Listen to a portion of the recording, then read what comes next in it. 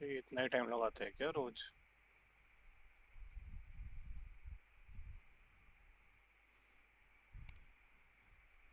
इस पे लगता है भाई थोड़ा टाइम।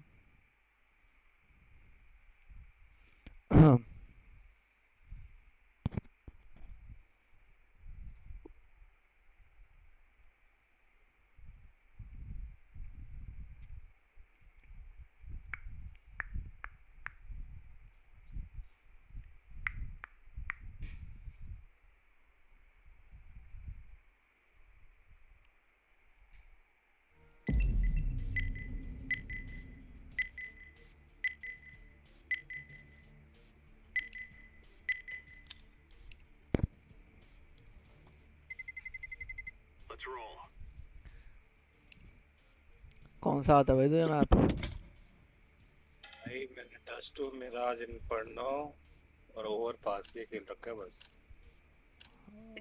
इन्हीं में से कुछ खेलेंगे, ज़्यादातर लोग तो यही खेलते हैं। ओवर पास ही मेरे को भी थोड़ा समझ में आया है। ओवर पास मुश्किल मैप है। मैंने पहली बार खेला है तो उसका मैप बड़ा वैसा है, वो देखने से भी समझ में नहीं आता क्योंकि मैंने वो 2-3 बार मैप में फ्लोर्स घूमने हैं। के बाद समझ में आया। खासकर वो, क्योंकि स्पॉन भी उनका अजीब ही है मतलब। मेरे को दिक्कत उसमें होती है साउंड के अंदर, साउंड में दिक्कत आ जाती है। तुम स्पॉन ही साइड पे हो रहे हो, हाँ। ये है इस मैप पे।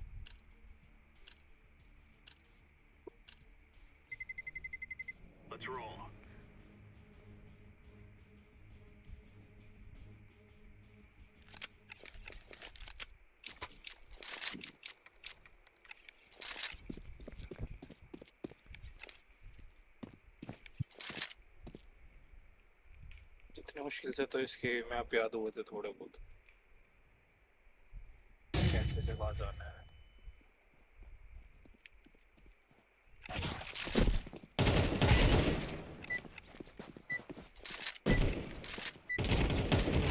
डस्ट टू ही खेलो।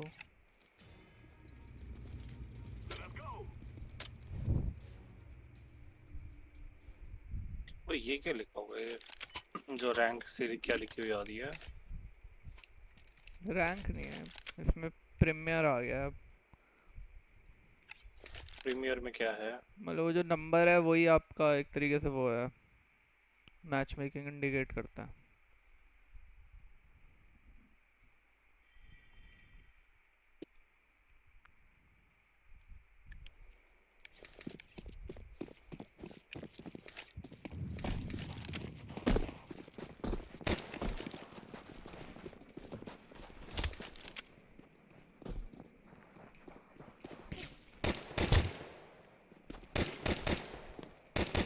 तो क्या होगा फिर?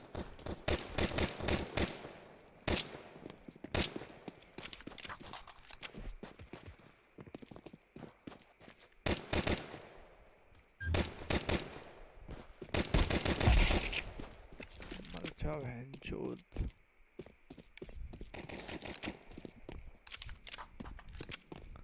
पीछे चला जा, पीछे चला जा। येलो है क्या?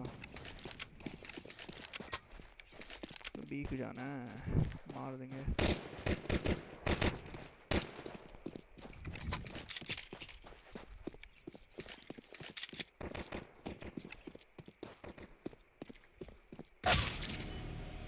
ये था क्या? भाई ये कुछ ज्यादा ही कर रहा है, वन टैप मार रहा है। हेडिंग। हाँ, गेम में हैकर भी बहुत है।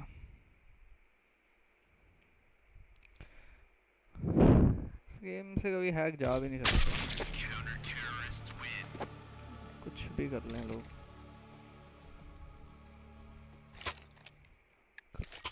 कर्नल लेवल एंटी चीट नहीं है इसमें।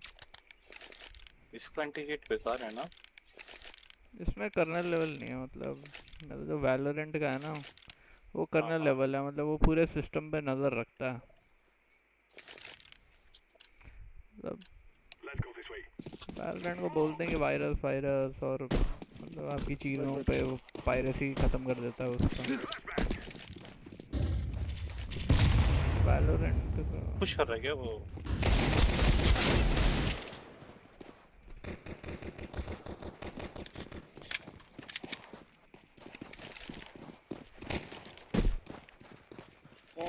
वैन का रश चला था।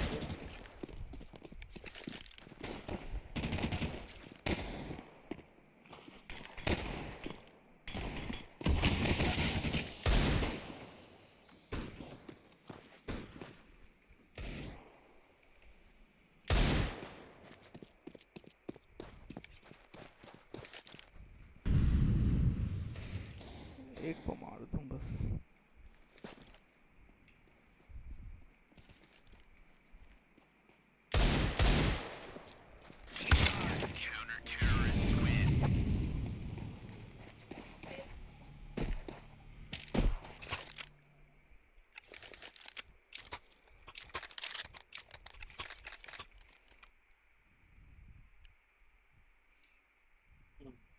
मेरे को तो इसमें पता ही नहीं चलता अटैकिंग मैप है डिफेंसिव मैप है ये।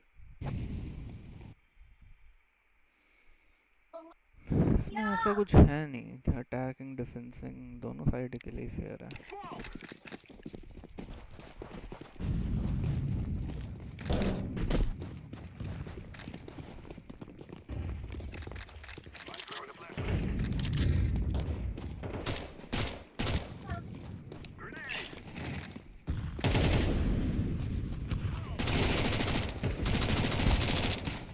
अरे आओ ना, हेल्प करो ना।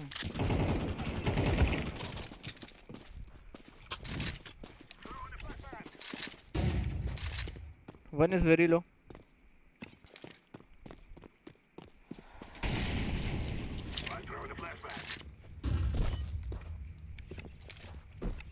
One long push.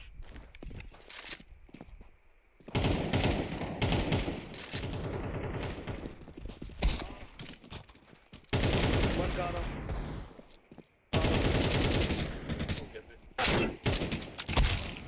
भाई सिटी जाना।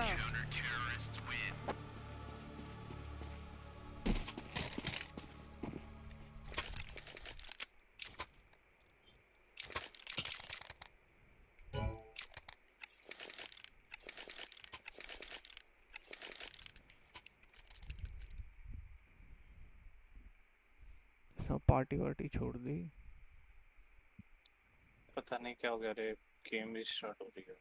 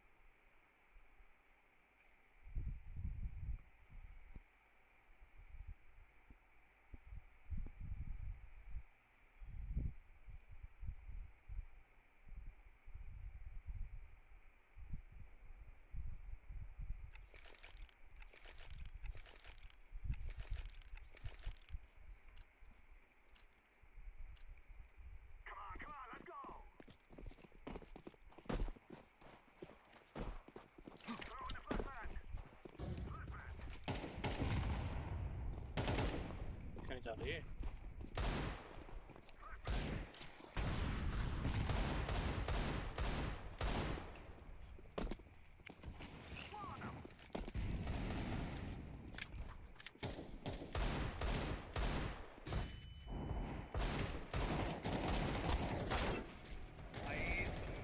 मार नहीं रहेगा यार, स्मोक से निकल के मार रहा है वो।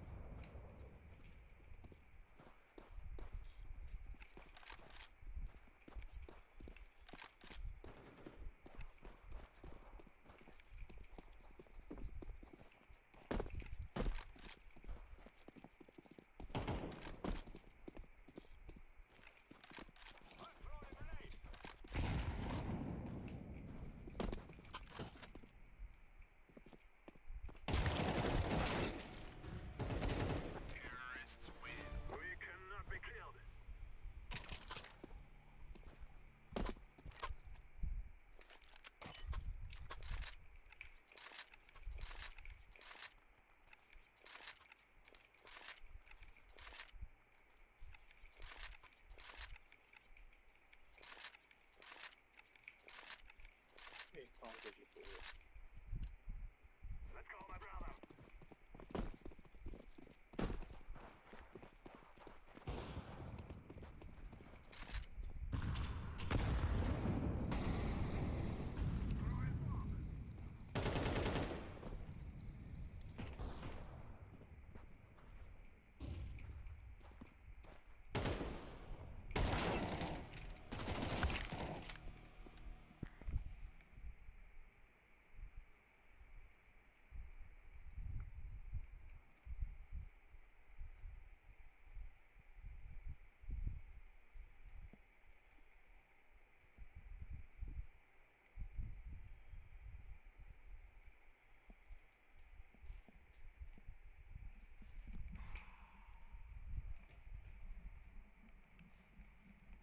पैस हो गया का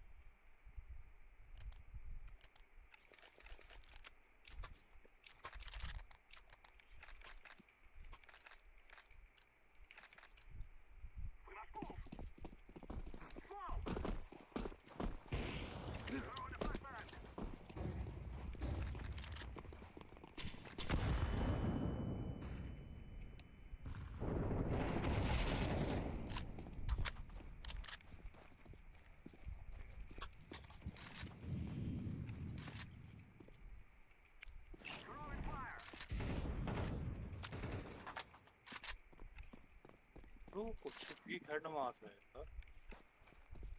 हो सकता है ये है सर, कोई बड़ी बात नहीं है फिर में।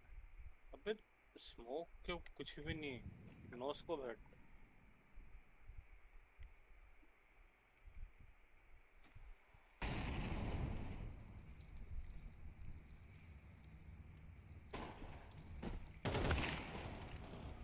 ये देख रहे हैं?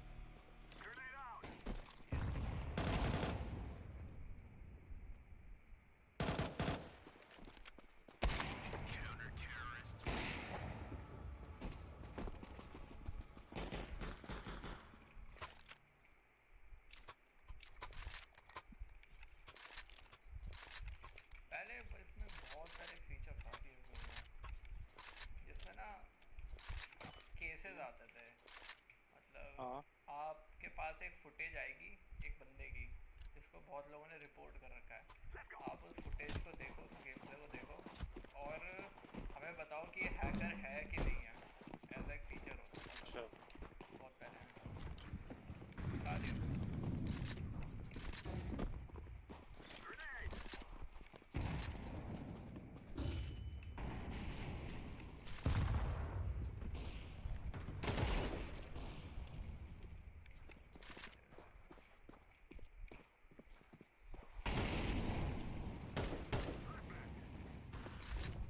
एक लॉन्ग से आता था। आ रहा हूँ।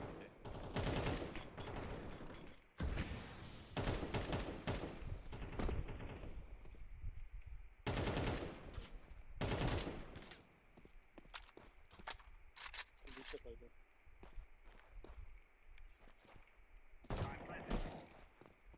कार कार कार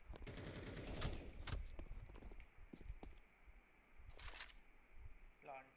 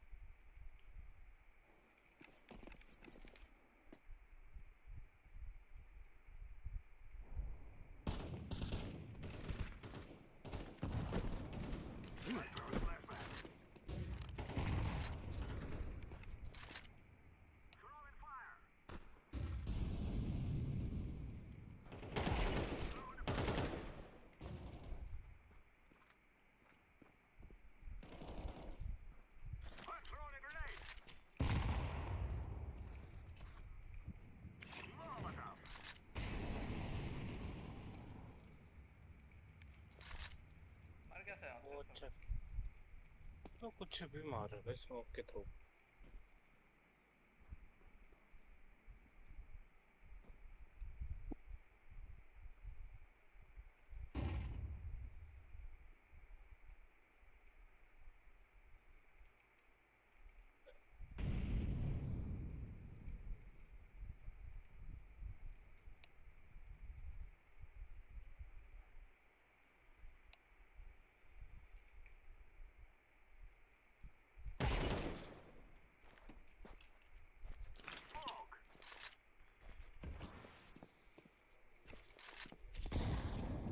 पीछे ही है तो।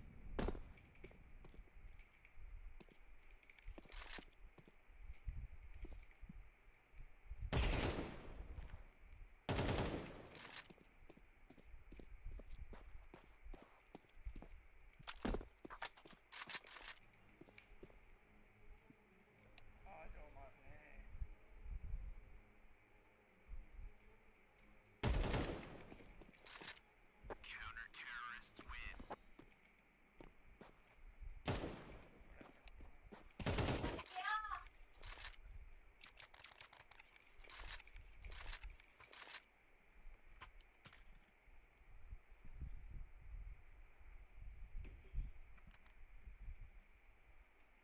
मैं फ्लैश देता हूँ तेरे को, ठीक है?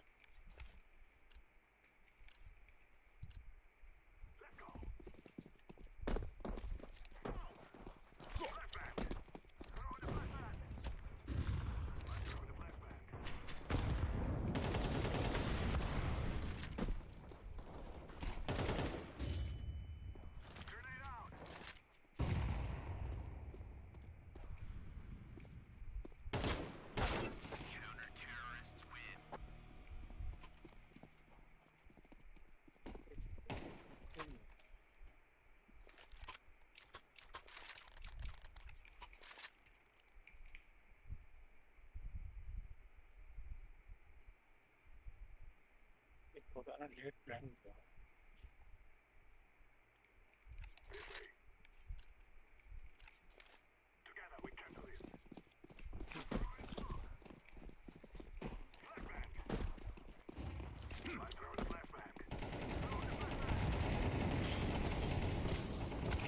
बे आगे चलो।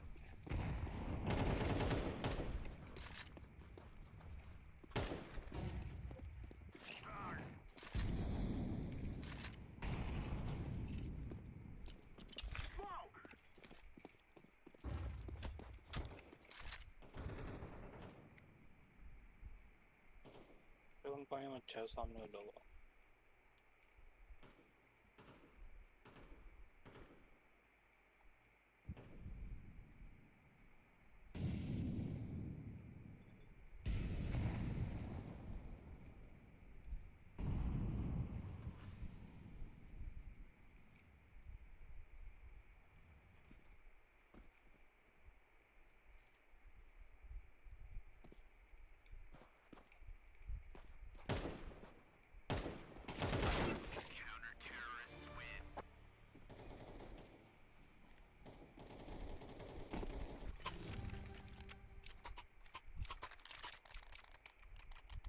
मैच मेकिंग ही अजीब है।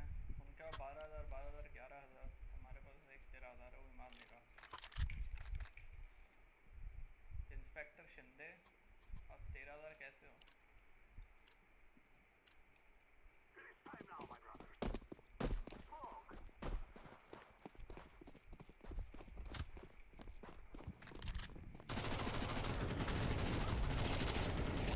भाई मेरे को ब्लाइंड दे रहा है मेरा।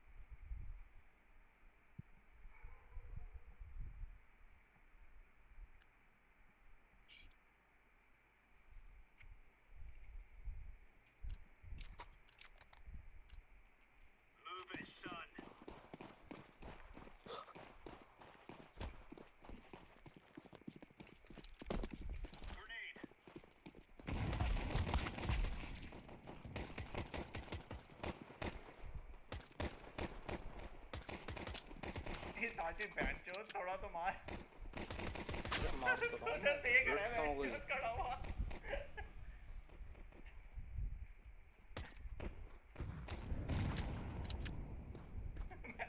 मैं मार रहा हूँ, देख रहा है मुझे खड़ा हुआ। अबे मैं मार रहा हूँ उसको भाई। मेरी गोली खत्म हो गई, रिलोड के लिए गया पीछे। इंस्पेक्टर शिंदे, तू 13,000 कैसे बन रही हो? किसने बूस्ट करा है तेरा अकाउंट?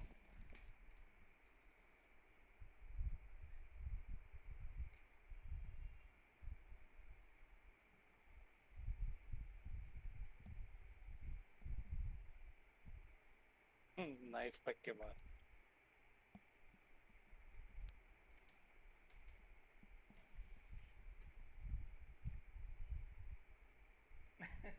भाई आयुष को तो बोल दिया टाई बैन कराओ ऑफिस। और लॉर्ड भाई टाई कहाँ है? जो बंदे, जिस बंदे को आज तक मैंने जीन्स में नहीं देखा, जिस बंदे को आज तक मैंने जीन्स में नहीं टाई। देखा, उसको बोल रहे हैं टाई बैन करो। उसको मैंने कच्चे के अलावा आज तक किसी ने देखा ही नहीं।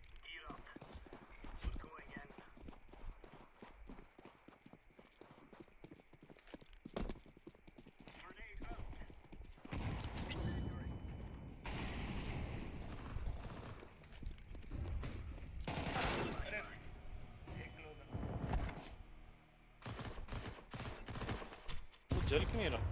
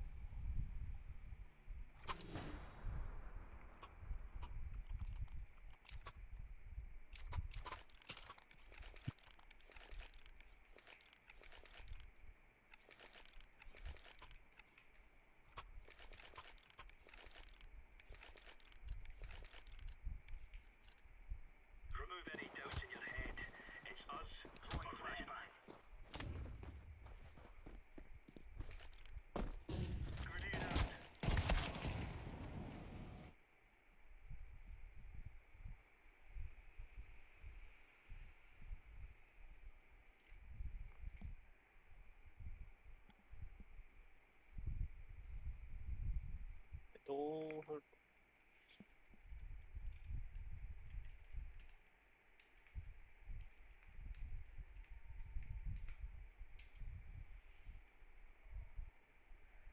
सारी रात राहें भरता हूँ, पल पल यादों में मरता हूँ।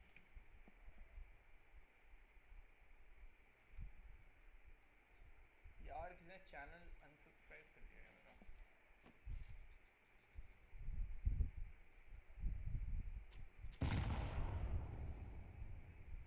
कितने बजे जाते भाई आप ऑफिस?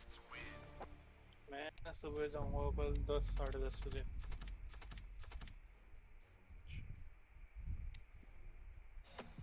तो जिम जिम चले जाओ भाई, मतलब अगर आपका इतना हैं? ही लेट है। या तो पास भी होगा, मतलब जाने तेरे को कितना, आधा घंटा 40 मिनट लगता होगा। हाँ आधा घंटे लगता है। तो 10 जिम, बजे निकलूंगा। मेरी तो, मैं तो भाई अब यूएस शिफ्ट में हो गया हूँ पूरा। मैं रात को जागता हूँ और सुबह सोता हूँ। Shift change. Shift change. एक एक बार मैंने भाई रियलाइज़ करा भाई, एकदम से मैं जिम कर रहा था तो डंबल उठाया मैंने, और मेरे को अचानक से हिट हुआ भाई कि मैंने 2 दिन से घर वालों से कोई बात नहीं करी है भाई। Shift change. कि भैंचो फिर मैं उस घर वालों को बोलता हूँ खाने में क्या बना है, बस खत्म। ऐसे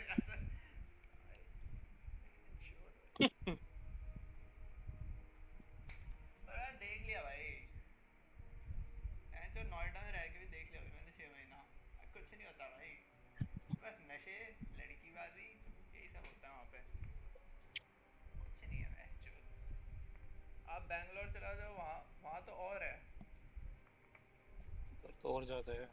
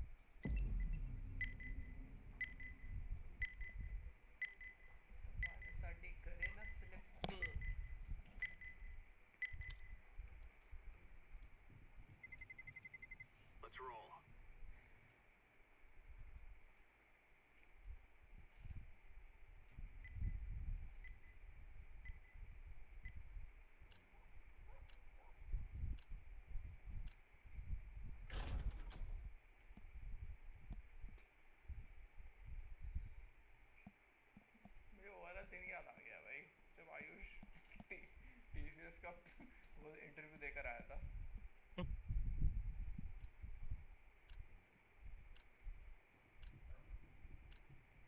हाँ कसम भाई, वो गया भी तो ऐसे ही था, मतलब भाई मैं तो बड़े से बड़े इंटरव्यू हो जाए भाई, मैं तो कभी फॉर्मल्स में ना जाऊँ, मेरे से तो लिख के ले लो फॉर्मल्स में। उफ, भाई मैं आखिरी बार मैंने फॉर्मल्स पहने थे अपनी बहन की शादी में, उसके बाद से मैंने कभी नहीं पहने।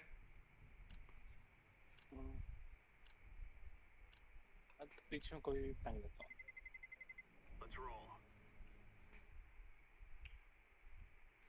टेक वाले फॉर्मल्स नहीं पहनते भाई, मैंने किसी हाँ, बड़े उनको तो कैजुअल ही है। मैंने बड़ी से बड़ी कंपनियों का देख लिया भाई। कैजुअल ही चलता है। और जो टेक में तो क्या फॉर्मल पहने को बोल रहे हैं, वो चूतियां हैं भाई, वो टेक के है ही नहीं, फिर वो थोड़ी कुछ कंसल्टिंग और काम करा रहे होगा वो। उसके कंसल्टेंसी वाले होंगे।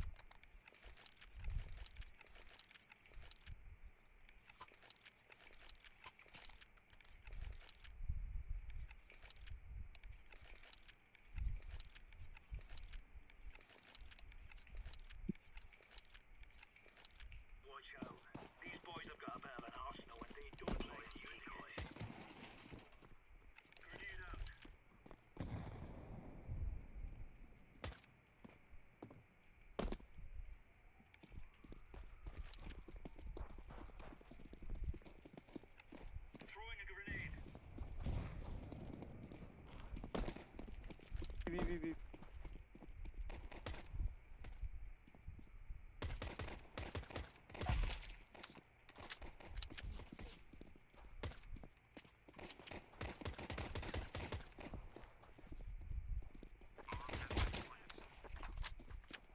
टैग तो वो भी कायम। शुक्र बहन के लोड़े। यही है भाई ये गेम।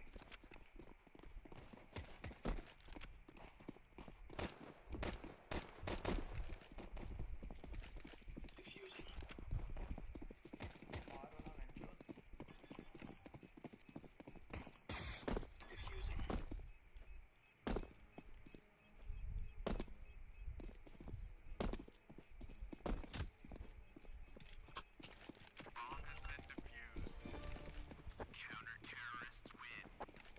दो मार दिए मैंने।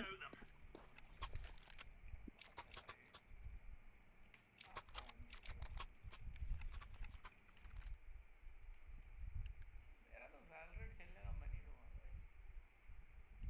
मैं तो इस चीज खेल रहा है यार, उसको तो।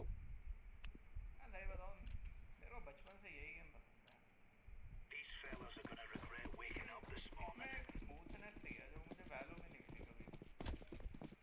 मैं तो इसकी बहुत टाइम बाद खेल रहा हूँ इसके दोनों गेम भी। बहुत स्मूथ है।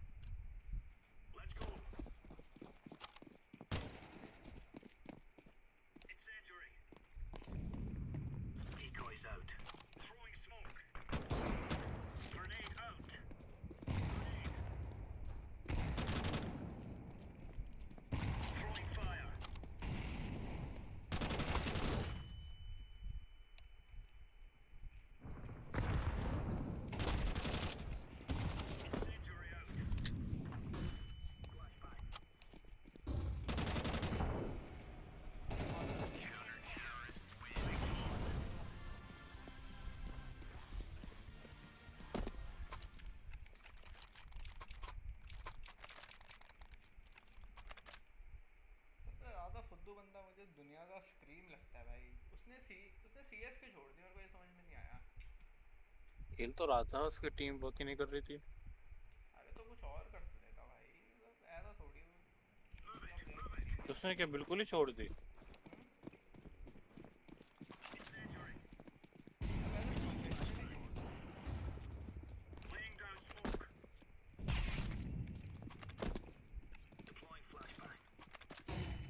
मेरा फेवरेट था भाई, हेडशॉट क्या मारता था भाई।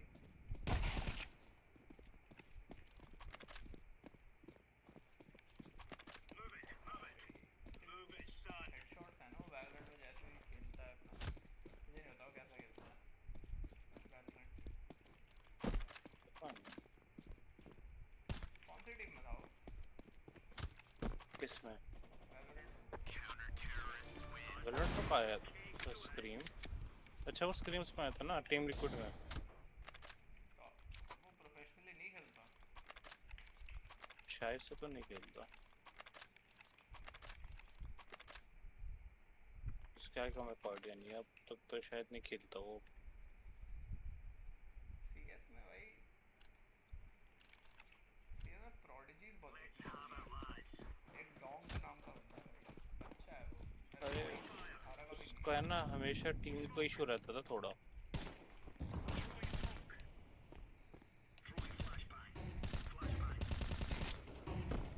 मिड है।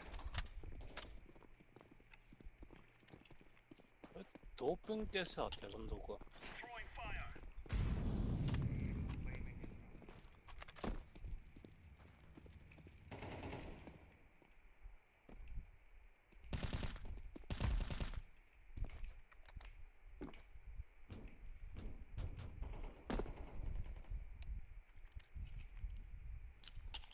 पागल हो यार।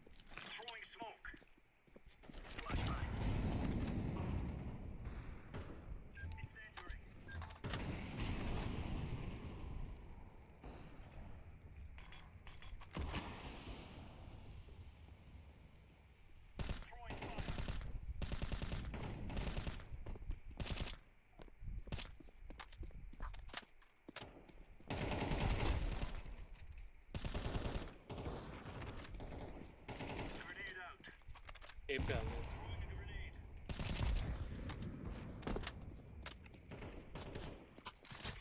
Connector connector connector.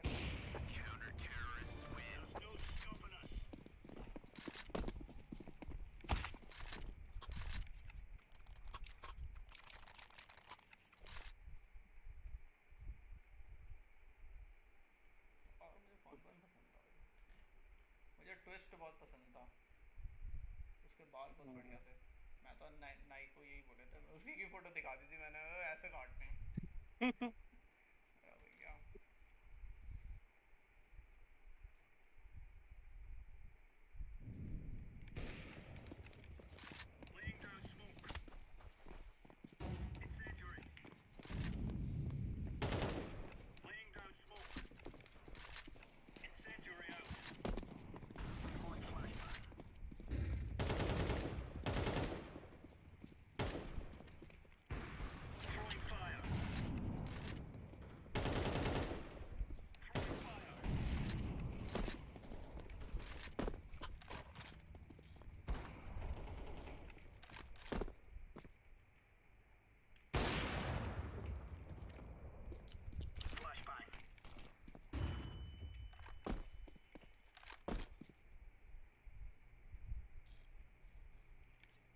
भैया एक है ना मिड पे बैठा हुआ है वो, हिल ही नहीं रहा अपनी जगह से। डीपी वन बी शॉट से मारेगा उसको।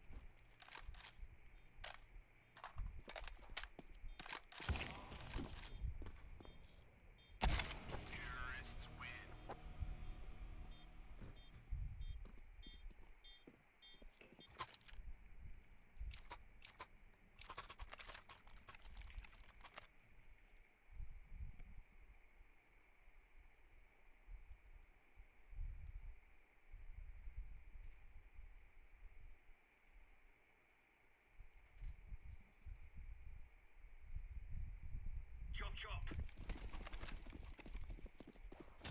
Incendiary.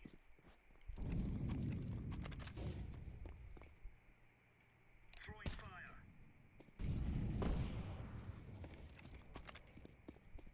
Grenade out.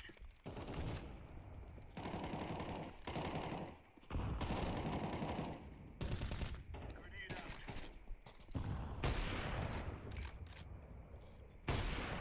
Incendiary out.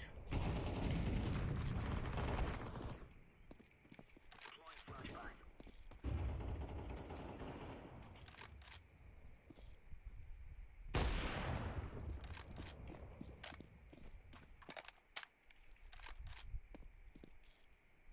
Remain. Counter-terrorist win. Nice.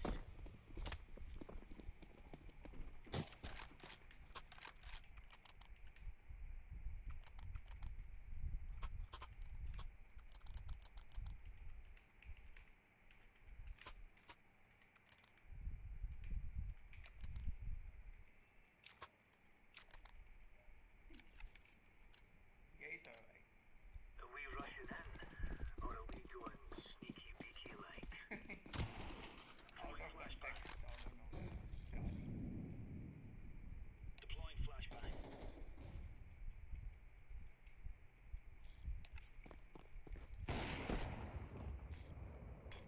Incendiary out. Flashbang. Throwing a grenade. Incendiary.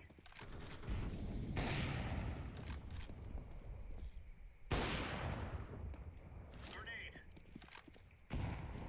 Throwing flashbang.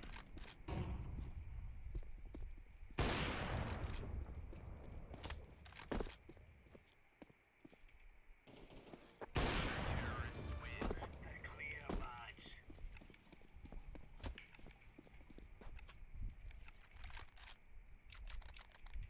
Korean countrymen.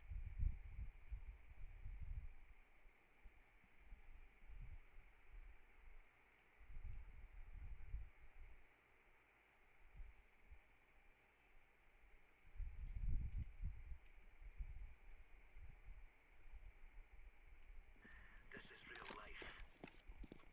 Throwing fire.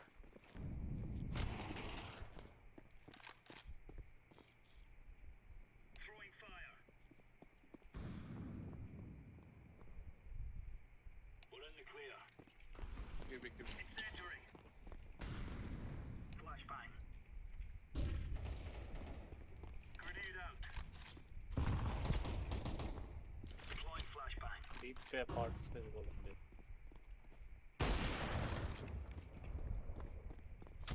Underpass दो। Grenade out.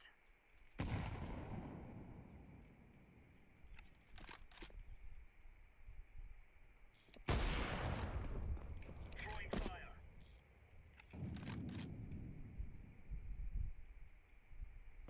अपार्ट्स में था ये Smoke. One underpass.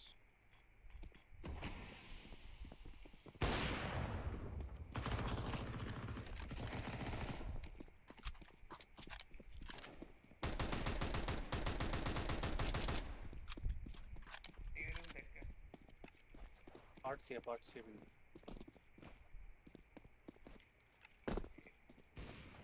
साइड पे आ जाए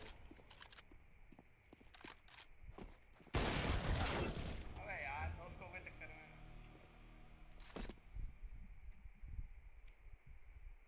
B shot आएगा। उसको If you guys can take me out. Counter-terrorists win. Champion.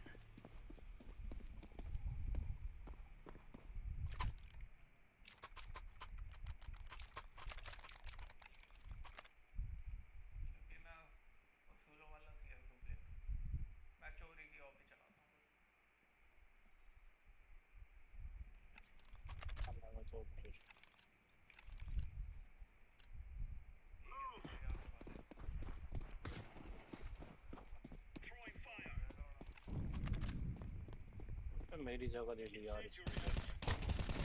Throwing smoke. Throwing flashbang.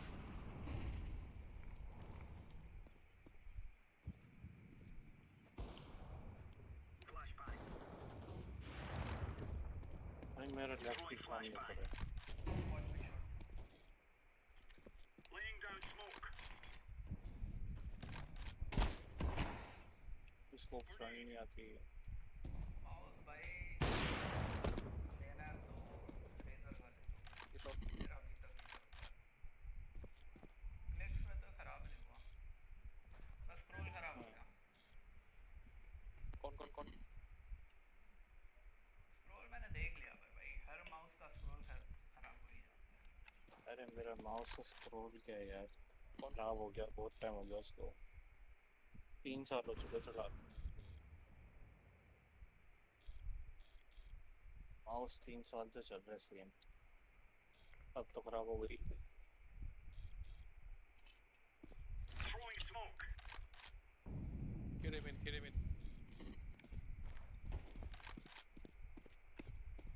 Need support. ये दोनों मर जाएंगे,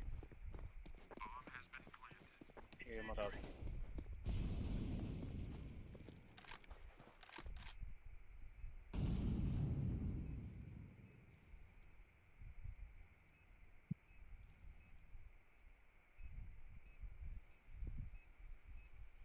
I'm defusing the bomb. Right on. Bomb has been defused. Counter-terrorists win. Now you're right on. You're right on.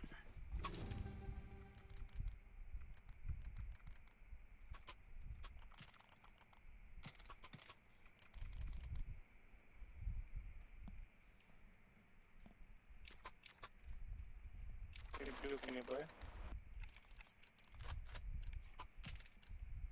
Go, go, go.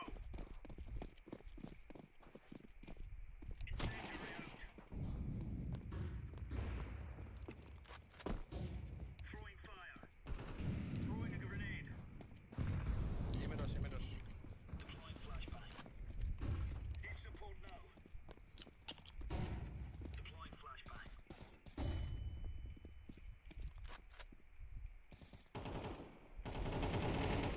Throwing fire. Grenade.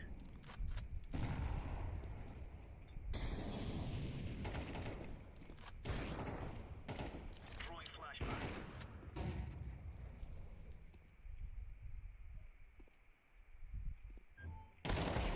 Counter-terrorists win. Stuff.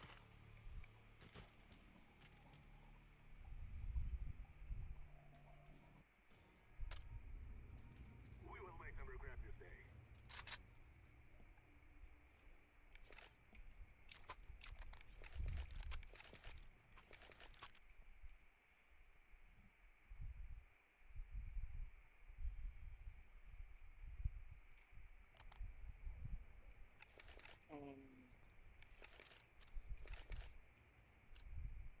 Go, go, go! Throw to the guy.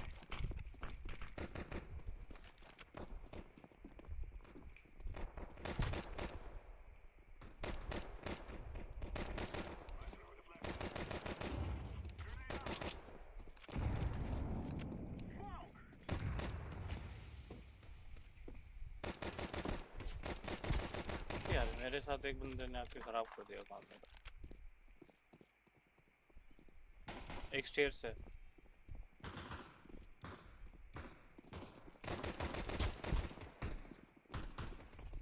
एक जंगल।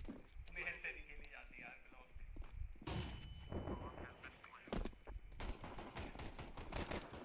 काम की तरफ flash करते हैं। अब देखो भाई rush.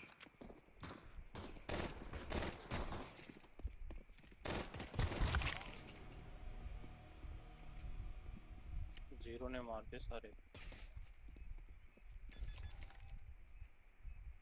नहीं कर रहा वो।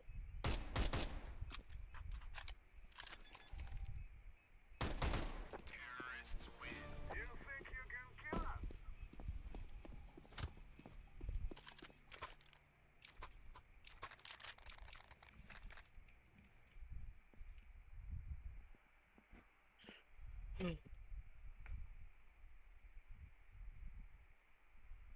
बीरश बीरश बीरश बीरश आजा जा भी आजा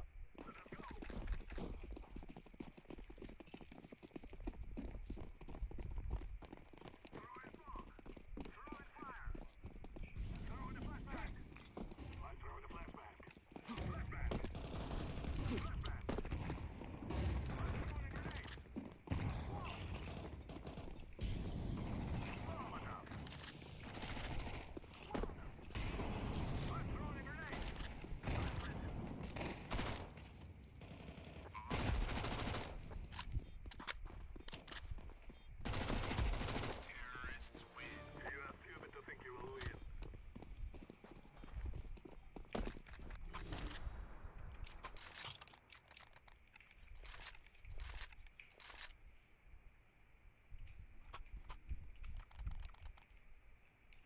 आजा दोबारा same बीरश बीरश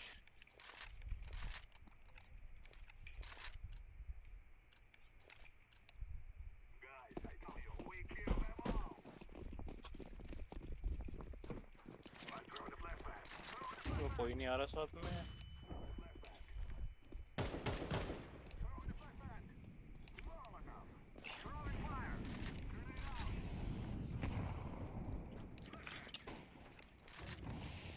Grenade. I'm throwing grenade. Smoke. I'm throwing fire.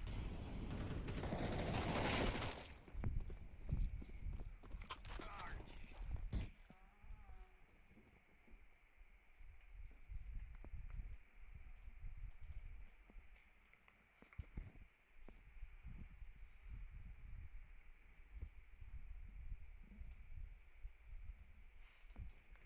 ओह,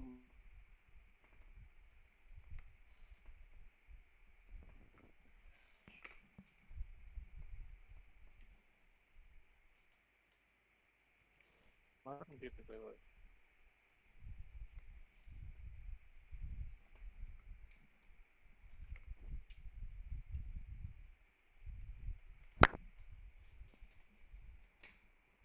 हाँ, ड्रॉप चाहिए आज तो ड्रॉप है और तो पैसे मिलेंगे मार तुम मैं भाई तो मैंने जिंदगी में चाहे जितना पैसा कमाऊं जॉब करके पर ये जो 200 रुपए का 30 रुपए का जो एक ड्रॉप मिलता है ना इसमें क्या मजे हैं भाई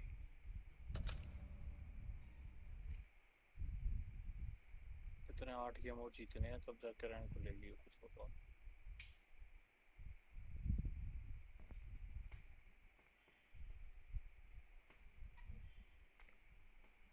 बोलो भाई जिम आ जाओ सुबह के 6 बजे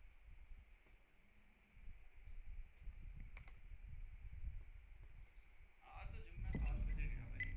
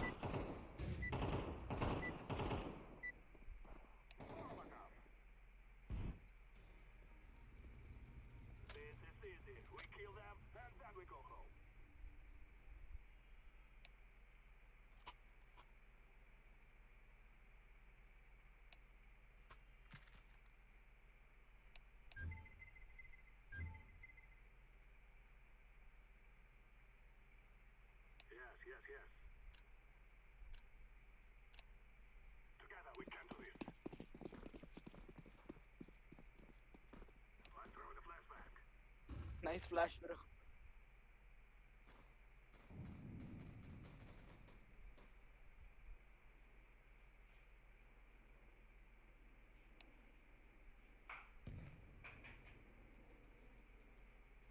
One CT, one shot. One CT, one shot.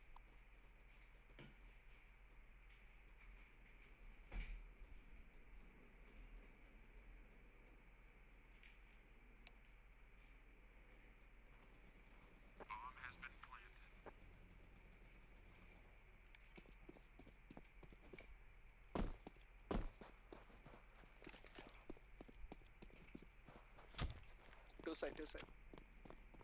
All good.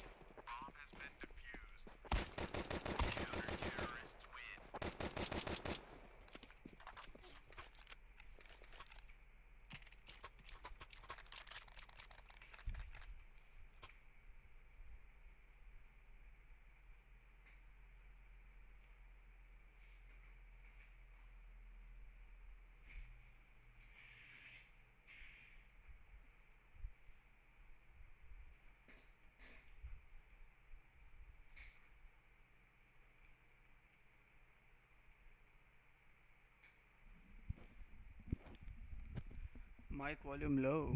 Whoa.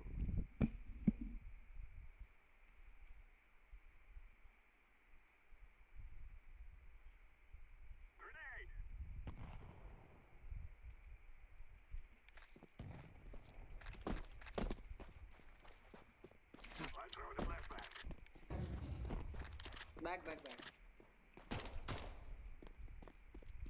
Come back, come back. I also have active. I'm throwing a grenade.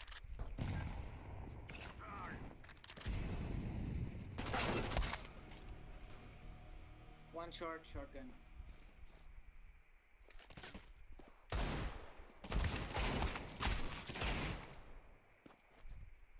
Damn.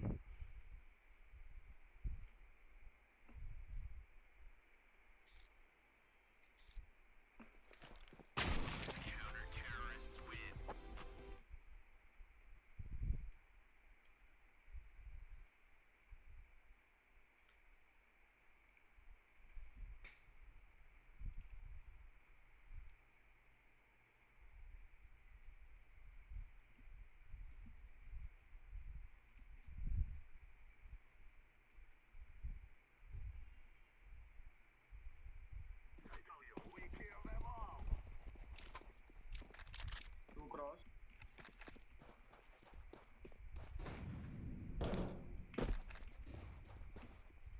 Right push.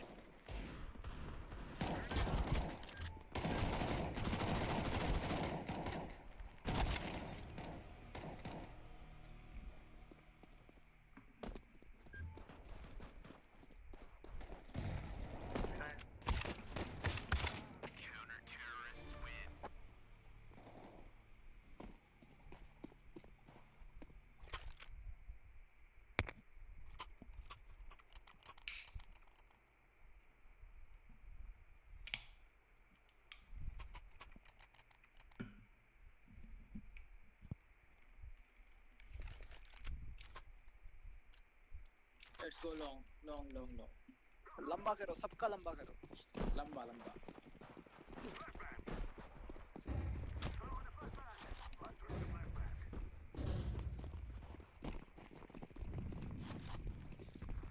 चल बात था.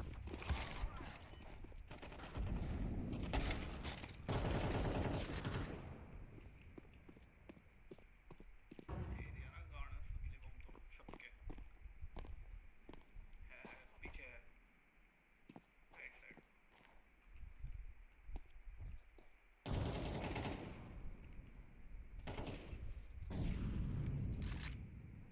Purple one high mid. Come. Nice. Both long. One right side. One towards pit.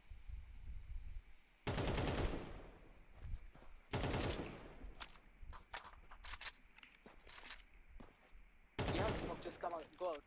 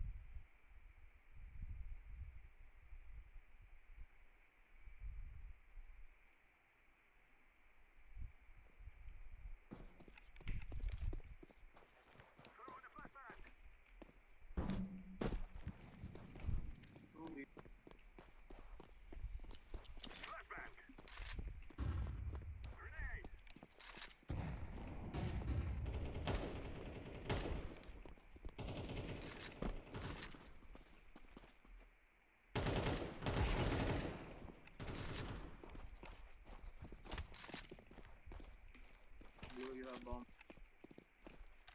Bomb dropped. Maybe. One was outside B. B doors. B doors. Yeah, this guy only. I'm throwing a flashback. One could be mid.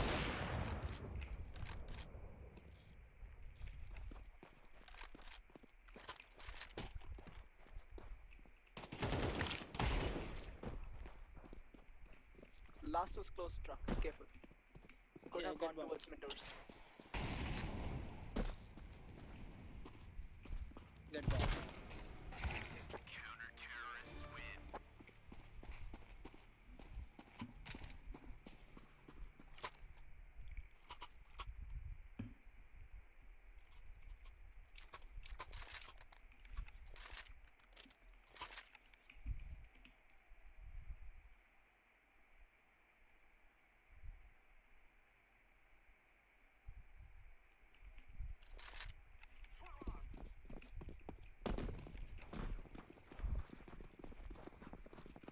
I'm throwing a flashback.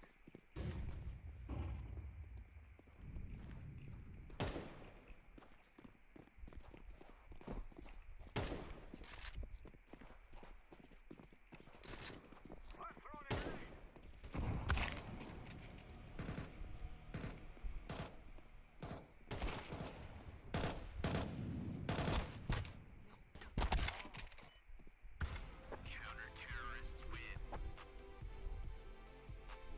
Let's go B.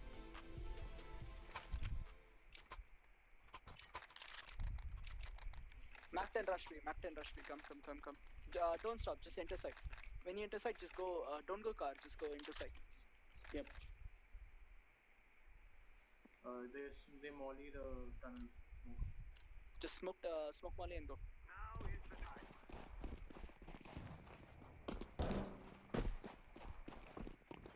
Flashback. Throwing a flashback. Throwing smoke. I'm throwing a flashback. Why are you stopping, bro? Grenade.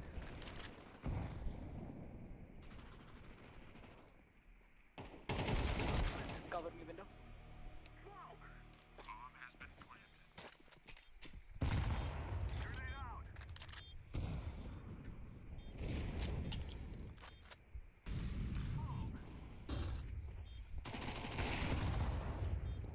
Throwing fire.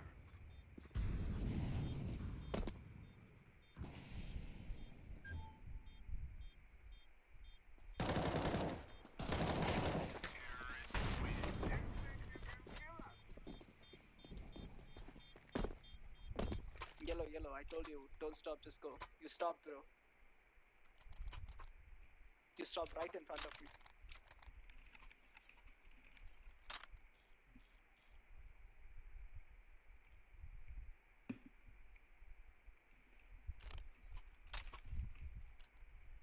No more talking. Now we fight. Smoke. Give him crossing smoke.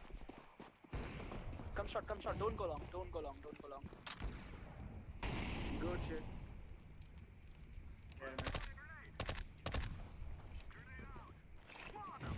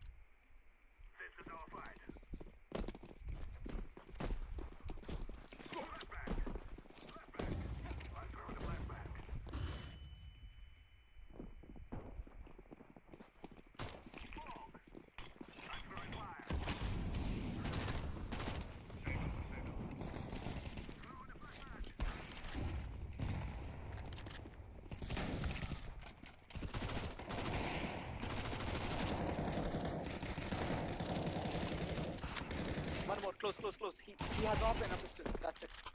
Last should be CT. Plant. Throwing fire.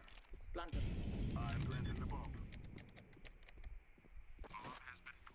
Careful CT. Short. Short. Throwing a flashbang. खत्म.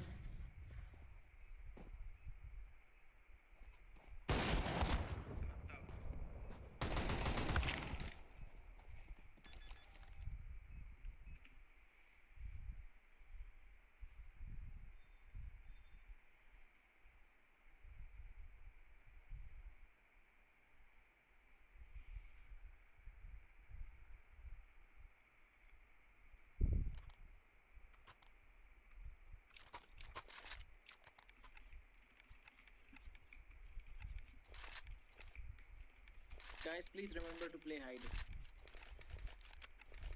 Do not peek after planting.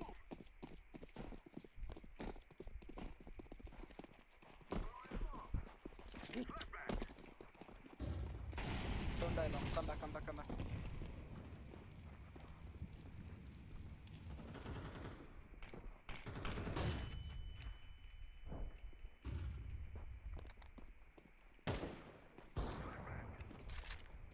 Throwing a flashbang.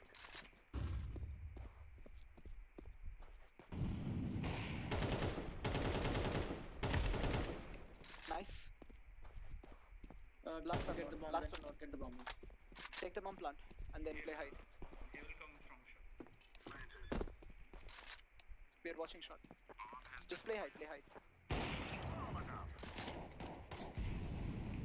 Fall back.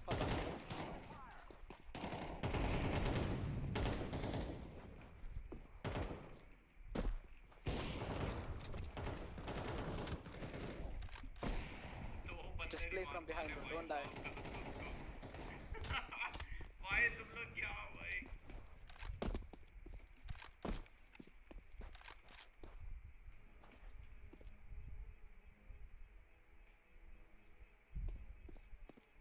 भाग गया मैं. It's going to explode.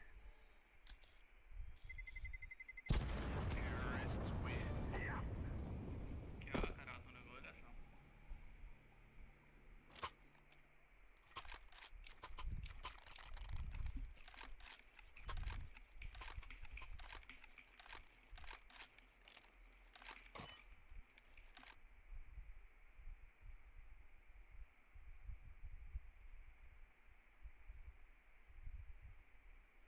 Come on, let's go.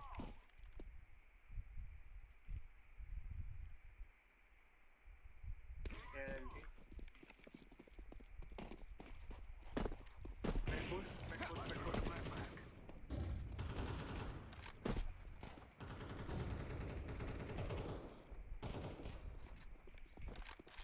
I'm throwing a grenade.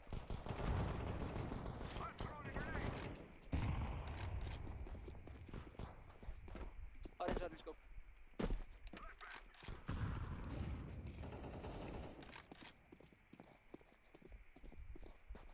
One CT. CT. Go plant. Last one. Last one.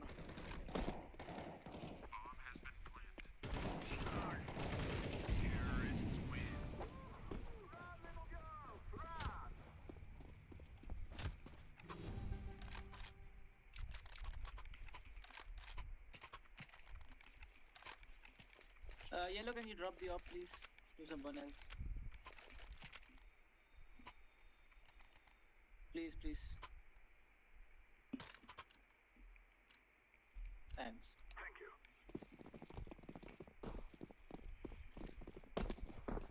Throwing a flashback. Mid push.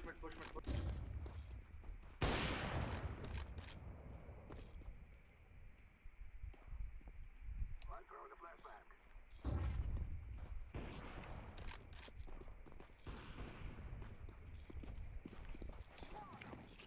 Throwing fire. Mid.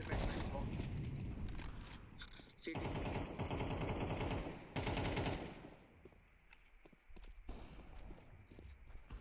Grenade. Once you said, coming back some. You need to go fast. Go side fast. Smoke. purple. Careful now.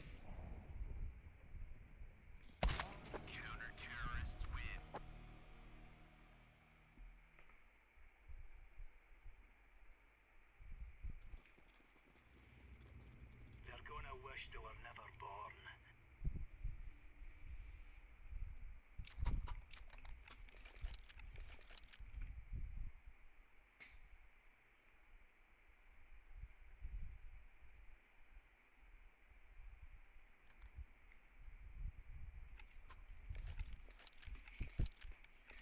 मुझे हंसी क्यों आ रही है?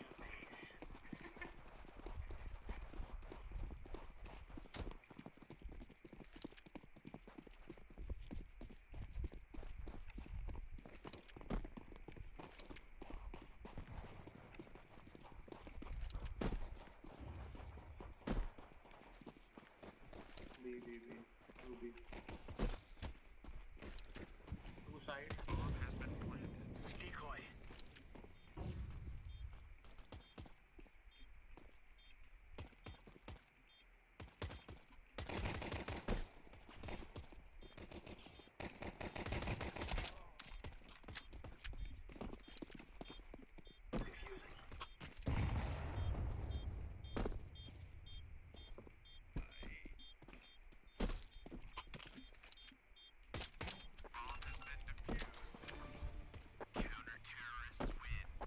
There you go.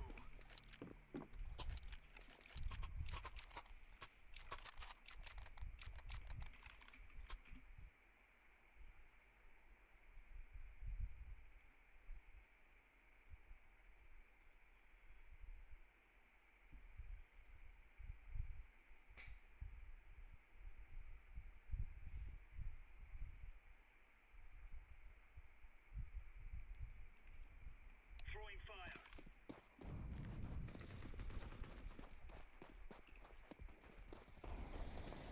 Grenade. Throwing fire.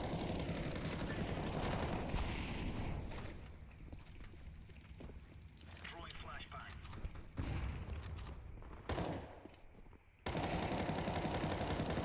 Grenade.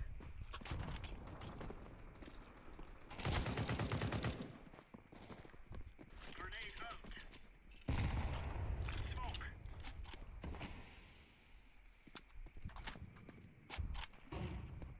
Flashbang.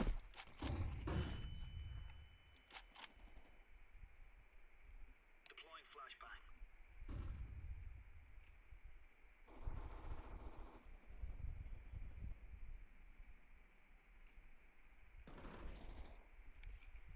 He's tagged. Go in mid towards B. भी आ रहा है main door से.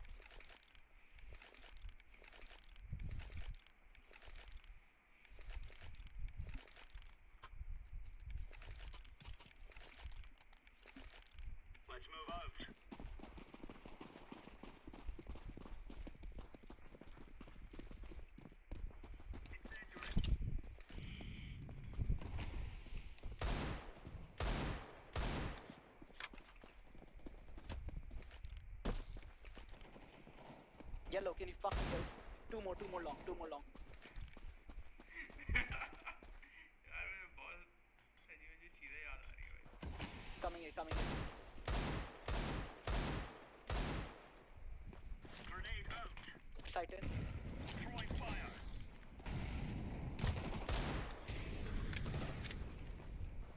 Throwing flashbang. Tagged.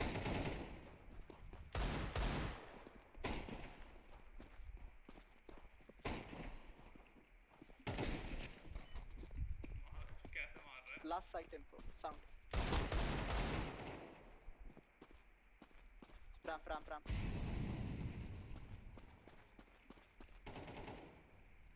Goose.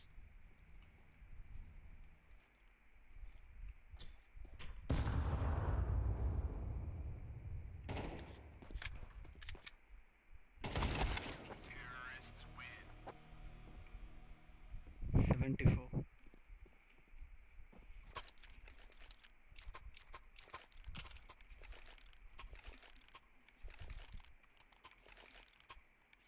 साची भाई ये गन मत चलाया करो. ये अच्छी M4 चलाया करो. इसका फायरिंग रेट कम होता है. Move it, son.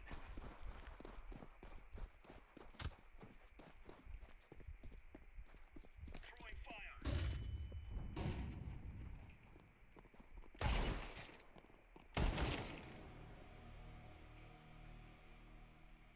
Along. Most probably all along.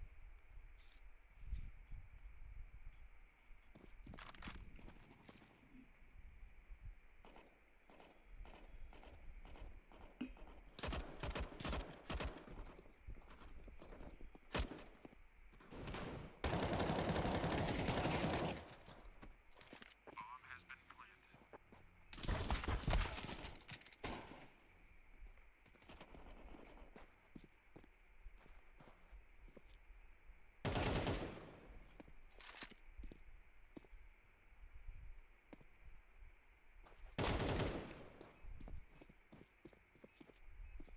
I'm defusing the bomb. Bomb has been defused. Counter-terrorists win. Right on.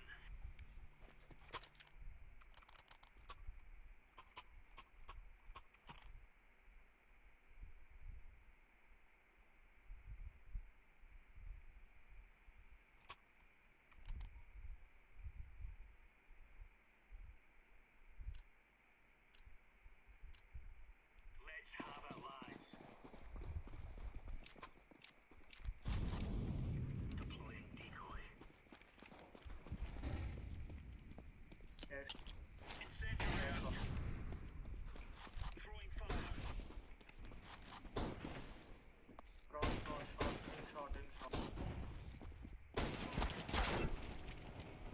1 minus 70 shot. मुंडा पूरा 6 फुट का. Helmet, someone watch me.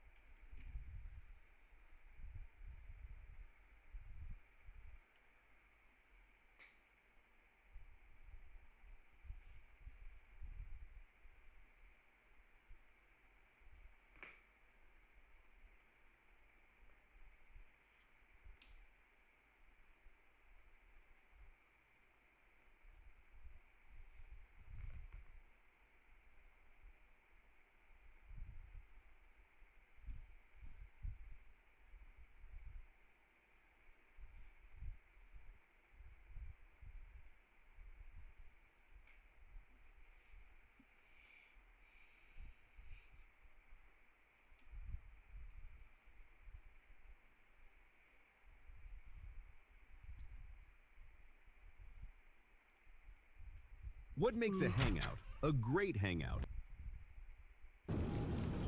Tag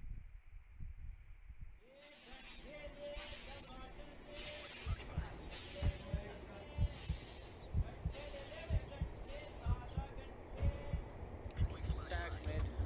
Good shot.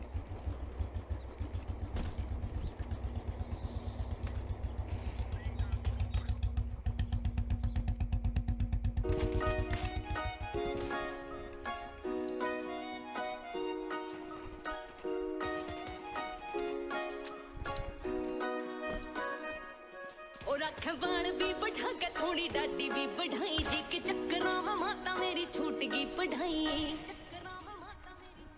ओनू तो पूरा 6 foot का जणू फौजी किसे जंगकारी मां वो बुलेट पे मारे गेड़िया थोड़ा सांवले से रंगकारी मां वो बुलेट पे मारे गेड़िया थोड़ा सांवले से रंगकारी मां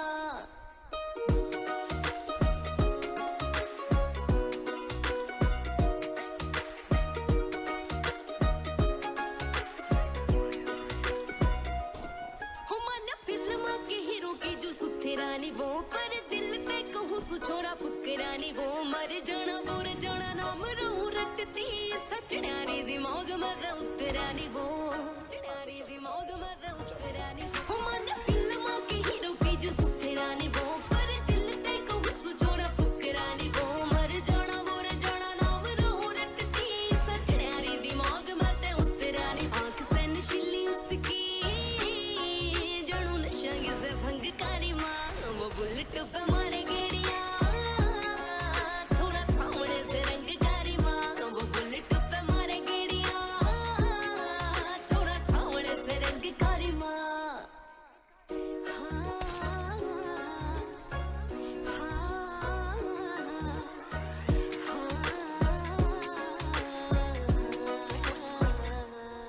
मैंने बोलता भी जानते वो प्यारा दिखे से लेखक से सुना मने गीत लिखे से और के सुनो तारीफ उसकी मने दुनिया में सब ते वो न्यारा दिखे से दुनिया में सब ते वो रे मने बोलता भी जानते वो प्यारा दिखे से लेखक से सुना मने गीत लिखे से और के सुनो तारीफ उसकी मने दुनिया में सब ते वो न्यारा दिखे से से नाम उसका कोई तोड़ना मलंगकारी माँ नारा नारा नारा नारा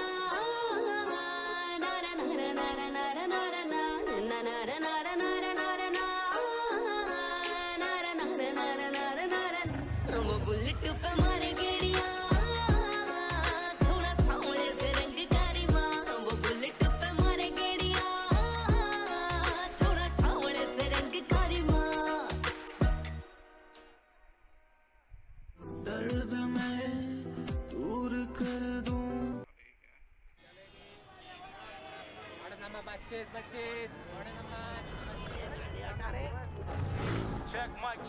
Check mic. Gone. This is Uber bike. This is Uber.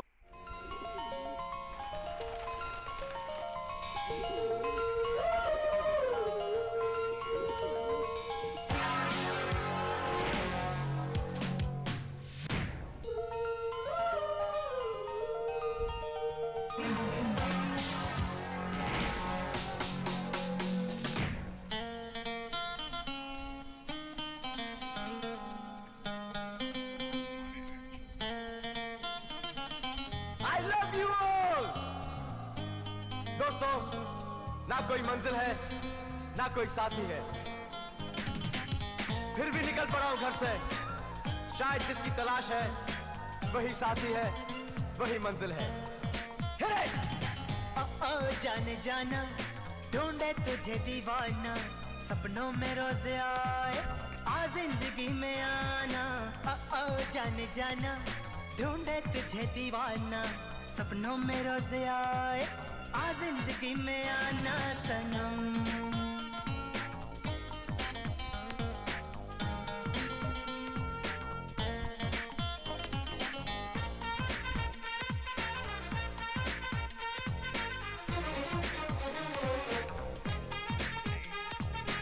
Sir, consistency.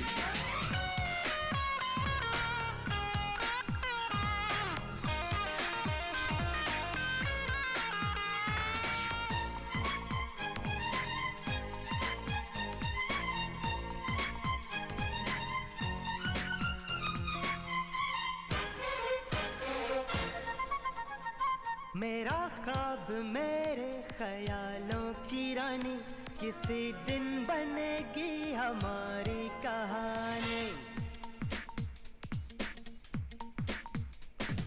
तेरा ख्वाब मेरे ख्यालों की रानी, किसी दिन बनेगी हमारी कहानी। ए मेरी बेखुदी ये कसम मैंने ली, प्यार में एक दिन मेरी जान तुझे है पाना। सपनों में रोज आए आ जिंदगी में आना, ओ जाने जाना ढूंढे तुझे दीवाना। सपनों में रोज आए आ जिंदगी में आना सनम।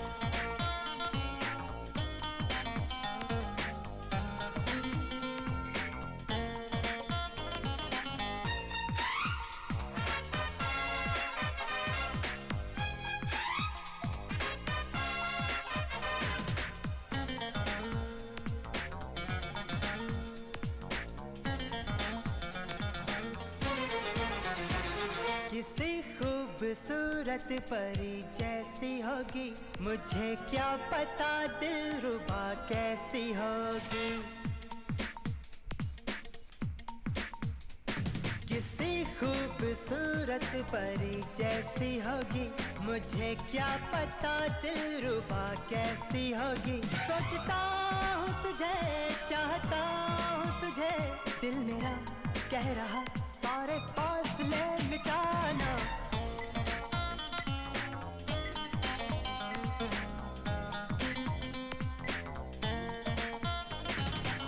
ओ जाने जाना ढूंढे तुझे दीवाना।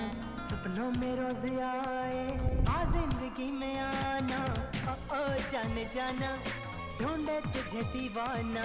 सपनों में रोज आए आ जिंदगी में आना सनम।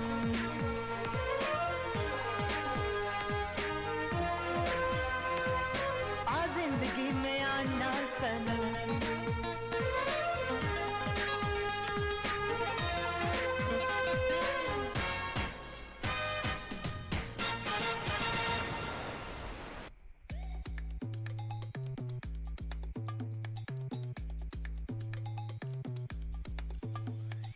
Let's go now, it's time to get busy. Let's go now, it's time to get busy. Come on, let's go now, it's time to get classic album भाई, ये सुनो। ਓਏ ਪੇਪਰ ਹੈਗਾ? ਹਾਂ ਹੈਗਾ। ਚੱਲ ਲਿਖ। ਕੀ ਲਿਖ, ਜੇ ਤੂੰ ਮੈਨੂੰ ਇਸ ਵਾਰੀ ਵੀ ਹਾਂ ਨਾ ਕੀਤੀ ਨਾ, ਯਾਰ ਉਹਨੂੰ ਖੁਦਕੁਸ਼ੀ ਨੂੰ ਅੰਗਰੇਜ਼ੀ 'ਚ ਕੀ ਕਹਿੰਦੇ? ਸੁਸਾਈਡ ਹੈ। ਤੂੰ ਲਿਖ, ਜੇ ਤੂੰ ਮੈਨੂੰ ਇਸ ਵਾਰੀ ਵੀ ਹਾਂ ਨਾ ਕੀਤੀ ਨਾ, ਮੈਂ ਤੇਰੀ ਅੱਖਾਂ ਮੂਹਰੇ ਸੁਸਾਈਡ ਕਰ ਲੂੰ। ਤੂੰ ਠੀਕ ਹੈ? ਤੂੰ ਲਿਖ। ਮੈਨੂੰ ਸੌਂ ਲੱਗੇ ਤੇਰੀ ਕੁਝ ਕਰਦਾ ਨਹੀਂ, ਕਰਦਾ ਨਹੀਂ ਹਾਈਡ ਤੇਰੇ ਸਾਹਮਣੇ।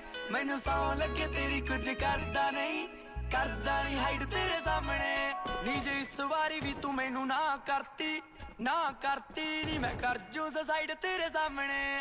ਨੀ ਜੇ ਇਸ ਵਾਰੀ ਵੀ ਤੂੰ ਮੈਨੂੰ ਨਾ ਕਰਤੀ, ਨਾ ਕਰਤੀ ਨੀ ਮੈਂ ਕਰ ਜੂ ਸੁਸਾਈਡ ਤੇਰੇ ਸਾਹਮਣੇ। ਨੀ ਜੇ ਇਸ ਵਾਰੀ ਵੀ ਤੂੰ ਮੈਨੂੰ ਨਾ ਕਰਤੀ, ਨਾ ਕਰਤੀ ਨੀ ਮੈਂ ਕਰ ਜੂ ਸੁਸਾਈਡ ਤੇਰੇ ਸਾਹਮਣੇ, ਤੇਰੇ ਸਾਹਮਣੇ, ਤੇਰੇ ਸਾਹਮਣੇ।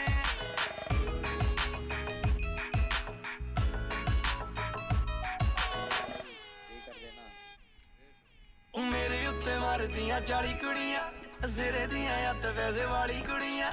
ਉਹ ਕਿਸੇ ਨੂੰ ਵੀ ਜਾਨੀ ਮੂੰਹ ਲਾਉਂਦਾ ਨਹੀਂ, ਅੱਗੇ ਪਿੱਛੇ ਉਂਝ ਮਾਵੇ ਵਾਲੀ ਕੁੜੀਆਂ। ਮੇਰੇ ਉੱਤੇ ਮਾਰਦੀਆਂ 40 ਕੁੜੀਆਂ, ਸਿਰੇ ਦੀਆਂ ਹੱਥ ਵੈਸੇ ਵਾਲੀ ਕੁੜੀਆਂ। ਉਹ ਕਿਸੇ ਨੂੰ ਵੀ ਜਾਨੀ ਮੂੰਹ ਲਾਉਂਦਾ ਨਹੀਂ, ਅੱਗੇ ਪਿੱਛੇ ਉਂਝ ਮਾਵੇ ਵਾਲੀ ਕੁੜੀਆਂ। ਉਹ ਜਿੰਨੀਆਂ ਸੀ ਮੇਰੀਆਂ ਫਰੈਂਡ ਕੁੜੀਆਂ, ਫਰੈਂਡ ਕੁੜੀਆਂ ਯਾਰ ਕਰਤੀਆਂ ਸਾਈਡ ਤੇਰੇ ਸਾਹਮਣੇ। ਨੀ ਜੇ ਇਸ ਵਾਰੀ ਵੀ ਤੂੰ ਮੈਨੂੰ ਨਾ ਕਰਤੀ, ਨਾ ਕਰਤੀ ਨੀ ਮੈਂ ਕਰ ਜੂ ਸੁਸਾਈਡ ਤੇਰੇ ਸਾਹਮਣੇ। ਨੀ ਜੇ ਇਸ ਵਾਰੀ ਵੀ ਤੂੰ ਮੈਨੂੰ ਨਾ ਕਰਤੀ, ਨਾ ਕਰਤੀ ਨੀ ਮੈਂ ਕਰ ਜੂ ਸੁਸਾਈਡ ਤੇਰੇ ਸਾਹਮਣੇ, ਤੇਰੇ ਸਾਹਮਣੇ, ਤੇਰੇ ਸਾਹਮਣੇ। ਤੂੰ ਦੱਸ ਦੇ ਜੋ ਬੇਬੀ ਹੈ ਨੀ ਯਾਰ ਤੇਰੇ ਕੋਲ, ਜਿਹੜੀ ਕਿਸੇ ਕੋਲ ਹੈ ਨੀ ਉਹ ਕਾਰ ਮੇਰੇ ਕੋਲ। ਤੂੰ ਜਿਨ੍ਹਾਂ ਨਾਲ ਫੋਟੋਆਂ ਖਿਚਾਉਣ ਨੂੰ ਫਿਰੇ, ਬੈਠੇ ਰਹਿੰਦੇ ਵੱਡੇ ਉਹ ਸਟਾਰ ਮੇਰੇ ਕੋਲ। ਤੂੰ ਦੱਸ ਦੇ ਜੋ ਬੇਬੀ ਹੈ ਨੀ ਯਾਰ ਤੇਰੇ ਕੋਲ, ਜਿਹੜੀ ਕਿਸੇ ਕੋਲ ਹੈ ਨੀ ਉਹ ਕਾਰ ਮੇਰੇ ਕੋਲ। ਤੂੰ ਜਿਨ੍ਹਾਂ ਨਾਲ ਫੋਟੋਆਂ ਖਿਚਾਉਣ ਨੂੰ ਫਿਰੇ ਬੈਠੇ ਰਹਿੰਦੇ ਵੱਡੇ ਉਹ ਸਟਾਰ ਮੇਰੇ ਕੋਲ ਮੇਰੀ ਅੱਖ ਨਾਲ ਅੱਖ ਨਹੀਂ ਮਲਾਉਂਦੇ ਫੁੱਕਰੇ ਚੁੱਪ ਕਰਕੇ ਬੈੰਦੇ ਆ ਮੇਰੇ ਸਾਹਮਣੇ ਨੀ ਜੇ ਇਸ ਵਾਰੀ ਵੀ ਤੂੰ ਮੈਨੂੰ ਨਾ ਕਰਤੀ ਨੀ ਮੈਂ ਕਰ ਜੂ ਸਾਈਡ ਤੇਰੇ ਸਾਹਮਣੇ ਨੀ ਜੇ ਇਸ ਵਾਰੀ ਵੀ ਤੂੰ ਮੈਨੂੰ ਨਾ ਕਰਤੀ ਨੀ ਮੈਂ ਕਰ ਜੂ ਸਾਈਡ ਤੇਰੇ ਸਾਹਮਣੇ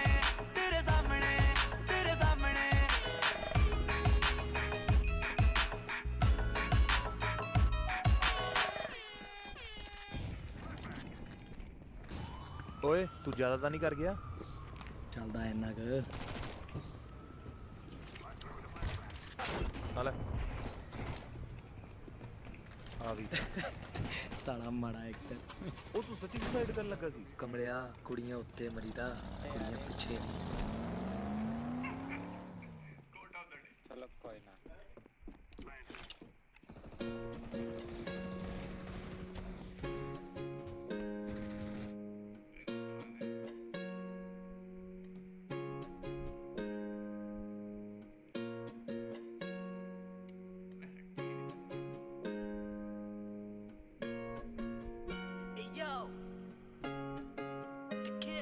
तेरे नालों चली हसीन कोई ना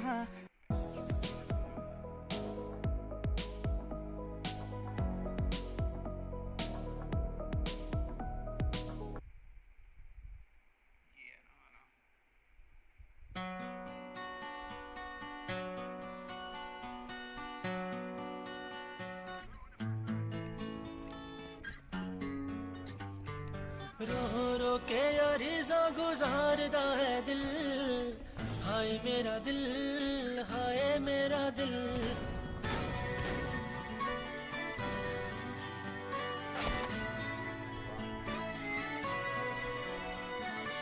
रो रो के अरज़ा गुजारदा है दिल हाय मेरा दिल जग दिया नजरां तो चोरी किते मिल हाय मेरा दिल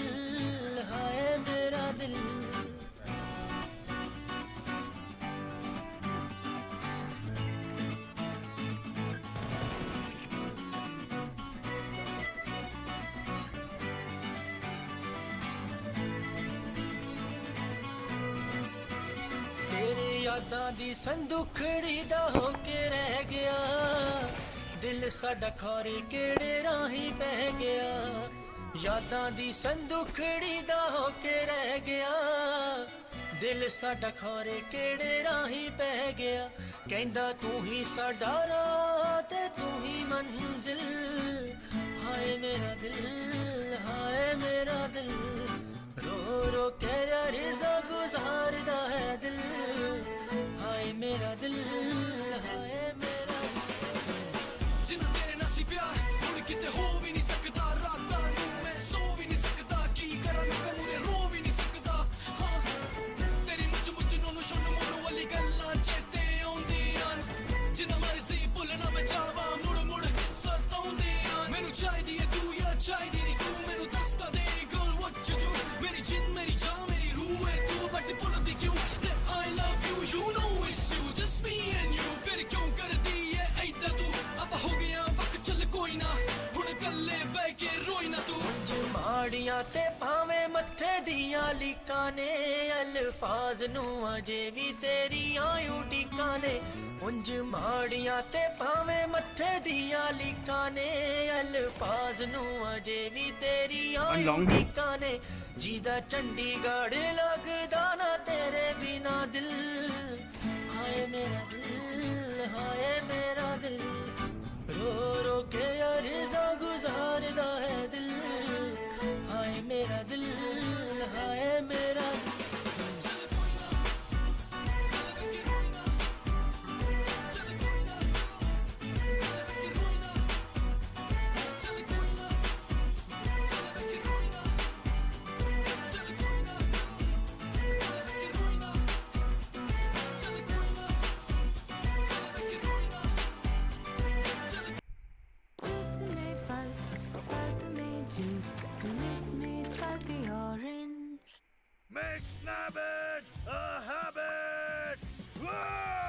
House help in 10 minutes.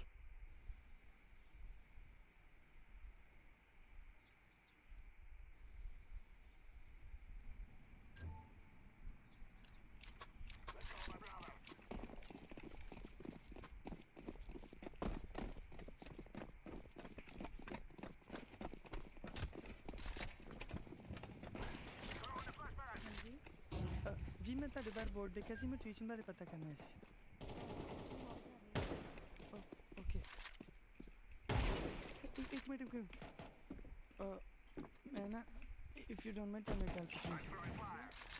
ਤੁਹਾਡਾ ਕੋਈ ਬॉयਫ੍ਰੈਂਡ ਹੈਗਾ? ਨਹੀਂ। ਲੈ ਵੀ ਤਾਰਿਆ ਬਣ ਗਈ ਗੱਲ।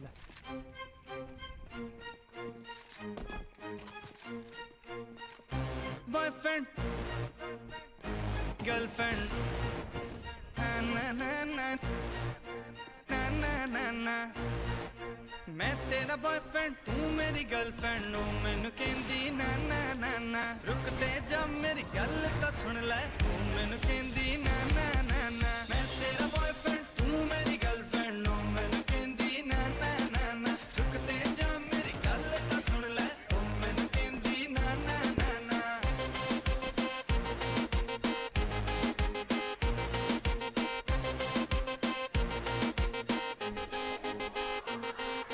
दारू पींदी बाली उत्तो लाल टॉप पाली किते हो ना जावे टल्ली में तो जानी ना सवाली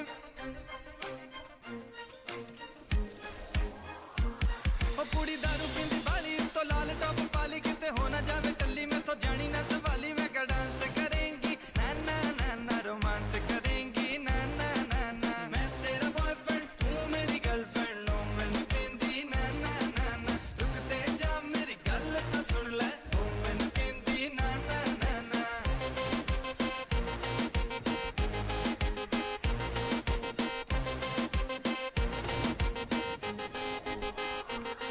कुड़ी वेखी पहली वारी लगे हथ दी शिकारी ओने घूरी जही वट्टी मेरी लथ गई सारी मैं कप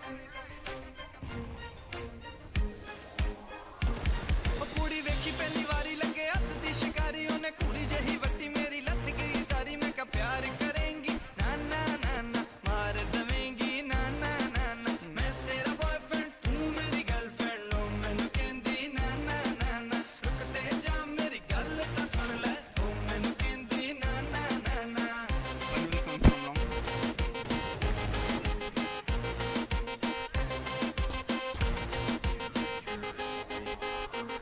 ओ जे तू जानी है ते जा मैनू नहीं हो परवाह मैं भी तेरे नाल सोहनी कुड़ी लाऊंगा फसा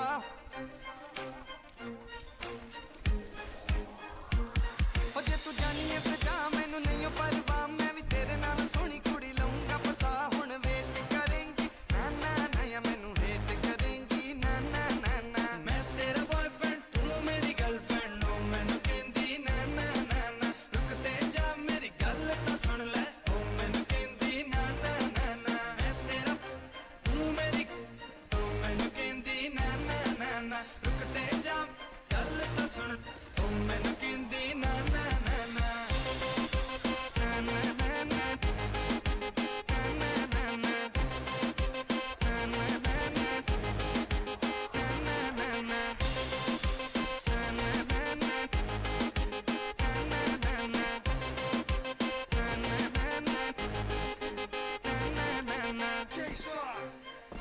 ਹਾਂਜੀ ਬਈ ਕੁੱਟ ਬੜੀ ਪੈਂਦੀ ਹੁੰਦੀ ਜੇ ਫੇਰ ਨਾ ਕਿਉਂ ਦੱਸਿਆ ਨਹੀਂ ਤੇ ਮੁੜ ਕੇ ਜੇ ਕਿਤੇ ਮੇਰੇ ਵਾਂਗੂ ਫੜੇ ਗਏ ਨਾ ਤੇ ਫੇਰ ਕਹਿੰਦੇ ਫਿਰੋਗੇ ਸੌਰੀ ਅੰਕਲ ਸੌਰੀ ਮੈਂ ਤਾਂ ਟਿਊਸ਼ਨ ਬਾਰੇ ਪੁੱਛਣ ਆਇਆ ਸੀ bang bang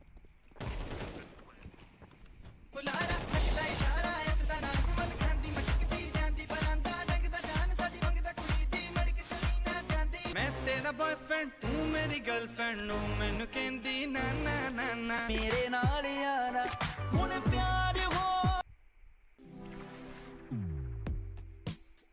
नया लैपटॉप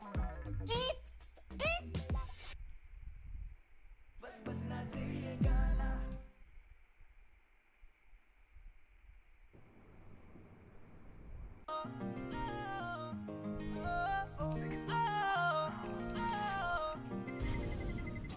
ਇੱਕੋ ਹੀਲ ਦੇ ਨਾਲ ਮੈਂ ਕੱਟਿਆ ਏ 1 ਸਾਲ ਵੇ ਮੈਨੂੰ ਕਦੇ ਤਾਂ ਲੈ ਜਿਆ ਕਰ ਤੂੰ ਸ਼ਾਪਿੰਗ ਮਾਲ ਵੇ ਮੇਰੇ ਨਾਲ ਦੀਆਂ ਸਭ ਪਾਰਲਰ ਸਜਦੀਆਂ ਰਹਿੰਦੀਆਂ ਹਾਈ ਹਾਈਲਾਈਟ ਕਰਾ ਦੇ ਮੇਰੇ ਕਾਲੇ ਵਾਲ ਵੇ ਕਿੱਥੋਂ ਸਜਾ ਤੇਰੇ ਲਈ ਸਾਰੇ ਸੂਟ ਪੁਰਾਣਿਆ ਹਾਏ ਪੁਰਾਣਿਆ ਮੈਨੂੰ ਲਹਿੰਗਾ ਲੈ ਦੇ ਮਹਿੰਗਾ ਜਾ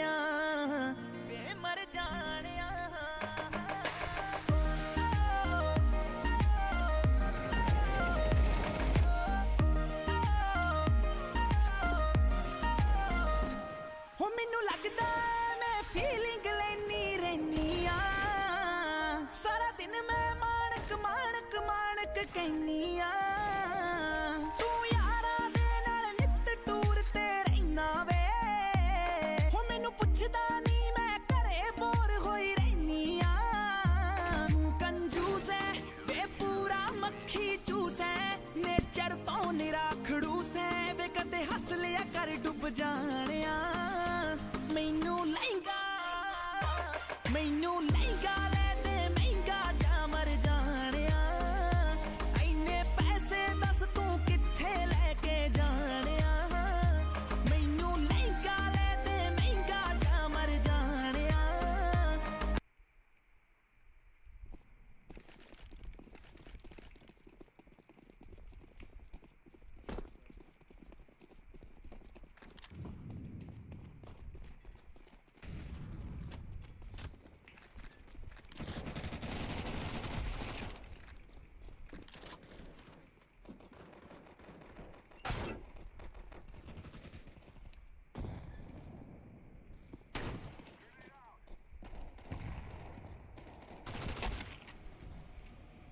एक कनेक्टर था शॉर्ट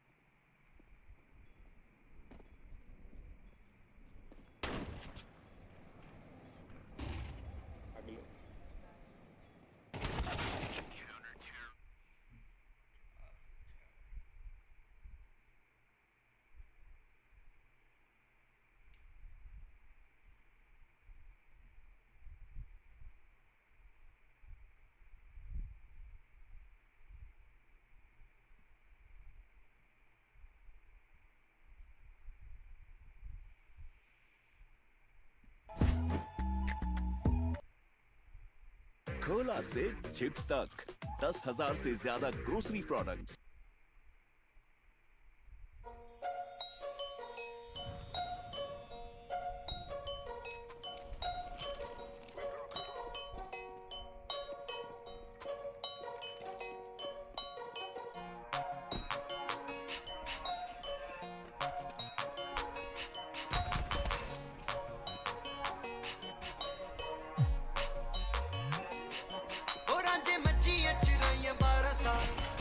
ਢੋਲੀ ਲੈ ਕੇ ਪਰ ਖੇੜਿਆ ਕਿ ਨਾ ਫਿਰ ਮੇਰੇ ਜੇ ਵੀ ਪੁੱਛਿਆ ਸਵਾਲ ਕਿਸੇ ਪਾ ਦੱਸ ਕਿਹੜੀ ਗੱਲੋਂ ਚੱਲੀ ਏ ਤੂੰ ਜਾ ਹਾਲ ਮਜਨੂ ਦਾ ਹੋਇਆ ਬੇਹਾ ਉਹ ਸੱਸੀ ਪੁੰਨੂ ਦੇਖੀ ਦੇਵਾ ਮੈਂ ਮਿਸਾ ਉਹ ਵੇਖੋ ਜਿਹੜੇ ਵੀ ਜ਼ਮਾਨੇ ਉਹ ਨਵੇਂ ਆ ਪੁਰਾਣੇ ਇਸ਼ਕ ਵਾਲਿਆਂ ਦਾ ਹੋਇਆ ਬੁਰਾ ਹਾਲ ਯਾ ਉਹ ਸੁਣ ਉਹ ਇਸ਼ਕ ਬੇਪਰਵਾਹ ਉਹ ਇਸ਼ਕ ਬੇਪਰਵਾਹ ਉਹ ਇਸ਼ਕ ਬੇਪਰਵਾਹ ਜਿਹੜਾ ਕਰਦਾ ਵਫਾ ਤੇ ਉਹਨੂੰ ਮਿਲਣੀ ਸਜ਼ਾ ਮੈਂ ਕਿਹਾ ਉਹ ਇਸ਼ਕ ਬੇਪਰਵਾਹ ਉਹ ਇਸ਼ਕ ਬੇਪਰਵਾਹ ਉਹ ਇਸ਼ਕ ਬੇਪਰਵਾਹ ਜਿਹੜਾ ਕਰਦਾ ਵਫਾ ਤੇ ਉਹਨੂੰ ਮਿਲਣੀ ਸਜ਼ਾ ਮੈਂ ਕਿਹਾ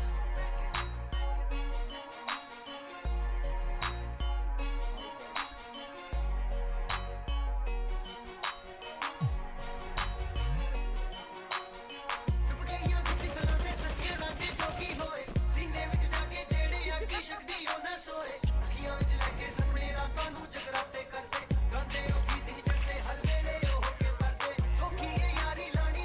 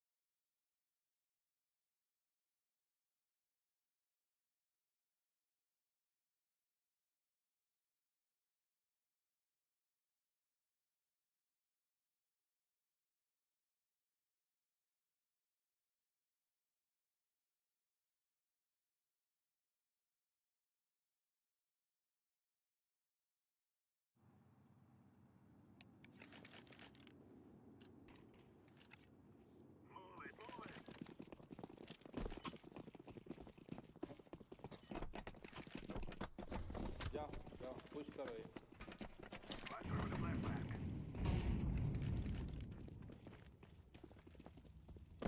लॉन्ग जाओ लॉन्ग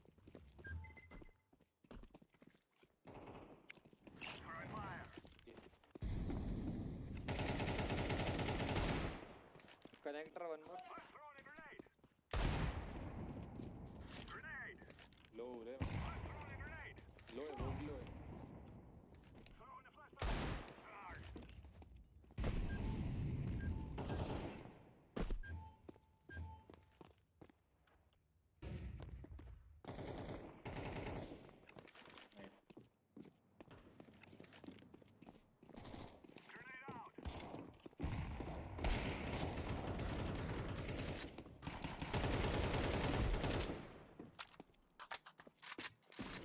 ये पीछे पीछे बैक स्टेप हाँ उधर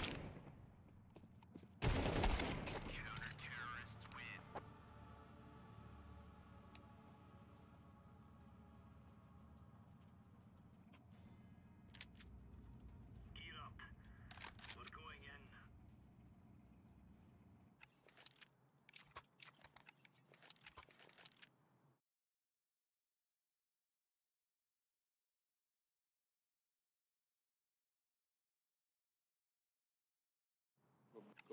Gobi. Three Gobi. I'll stay here. Roger that. These fellas are gonna regret waking up this morning. Deploying decoy.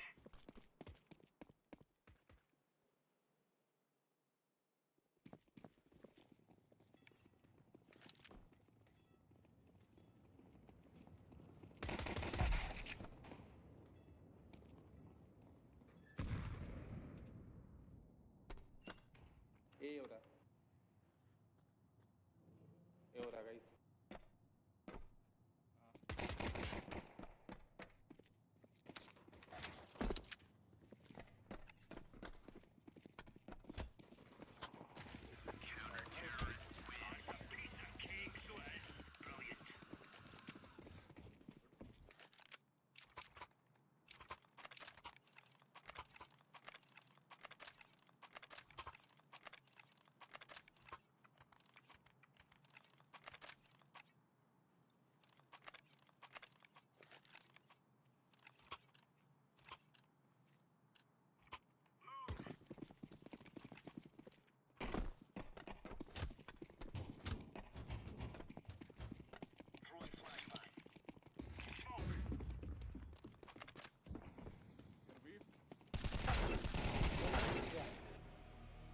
B full रहा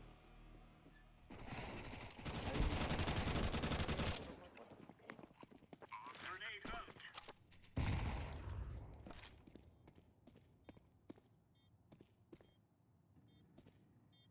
मारना उसे दो वाले हाँ इधर ही पीछे थे नहीं हाँ इधर ही पीछे तेरे पीछे Monsters. आई ग Hey, bug.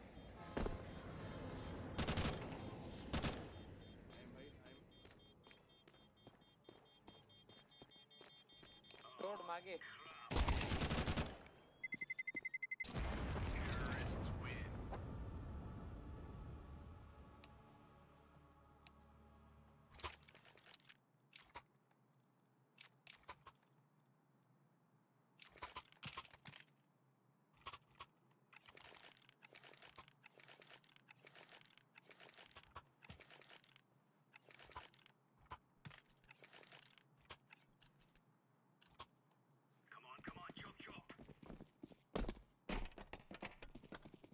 still gobi multiple gobi Throwing flashbang.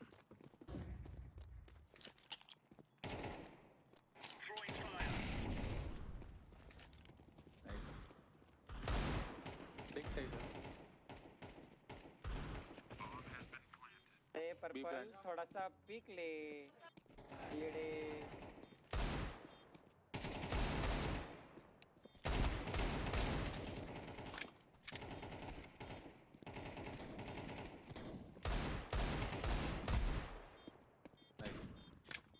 Diffusing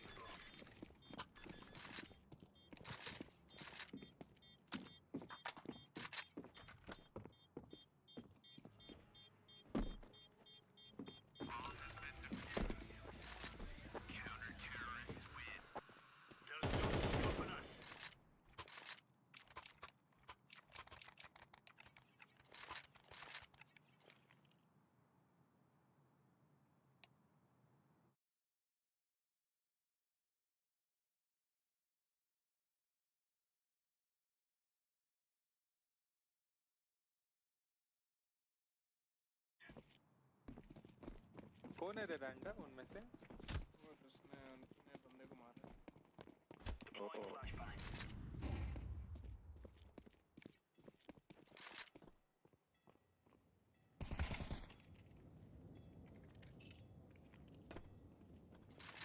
अरे क्या इधर? Throwing fire. अरे क्या? Throwing a grenade. अरे अरे अरे मारो रे हल nice nice nice nice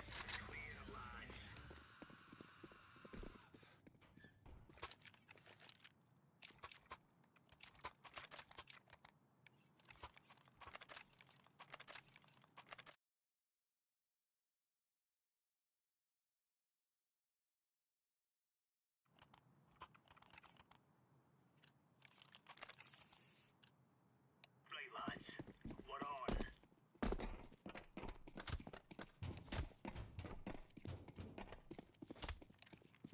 Flashbang.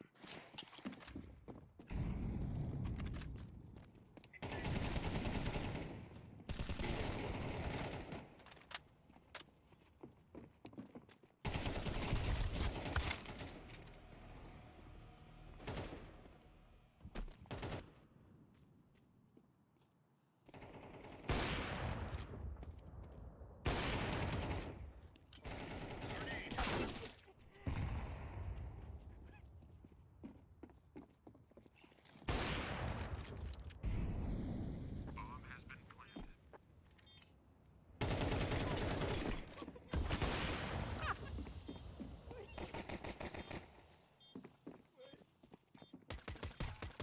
भाई ये टूटे बॉम्ब बॉम्ब किधर है? अली सामने सामने बॉम्ब नहीं मिल Diffusing.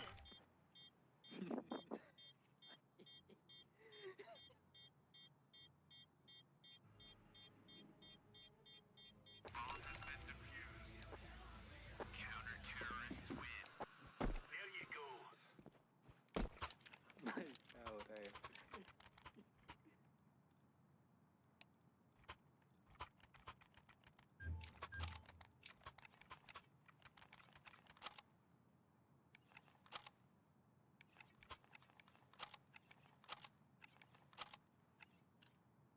Let's go, fellas.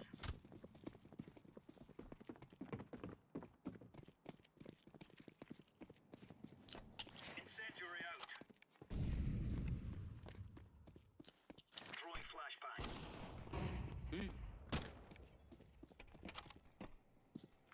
B कोई नहीं अरे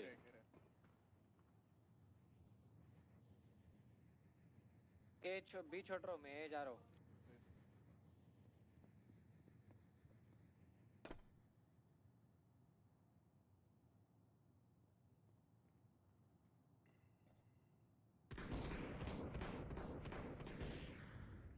अरे ये हो रहा है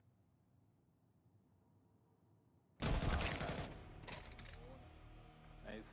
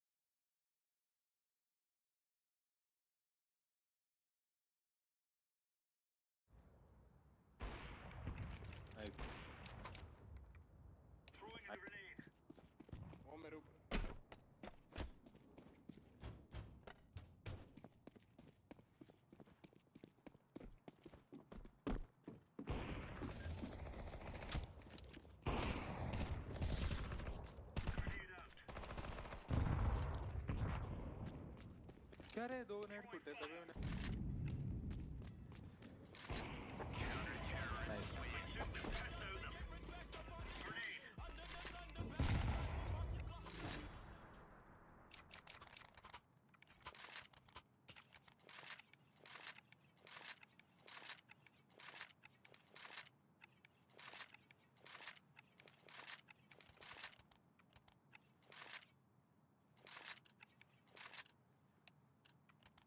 Remember, this is bandit country.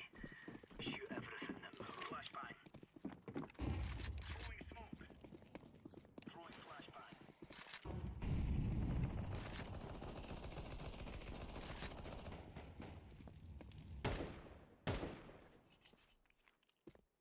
Throwing fire.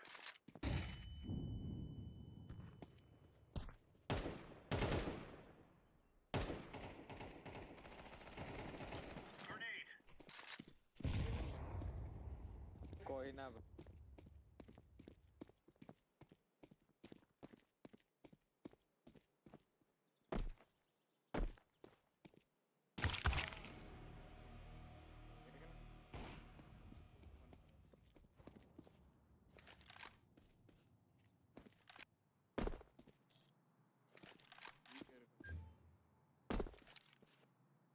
no puts silent kill.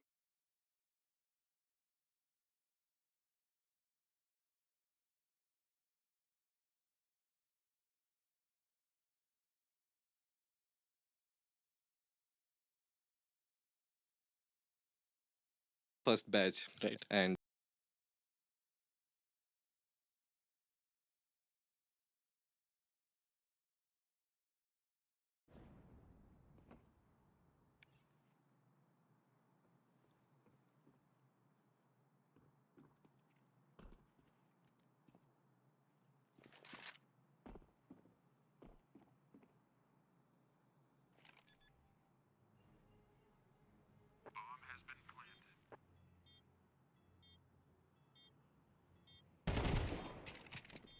Defusing the bomb.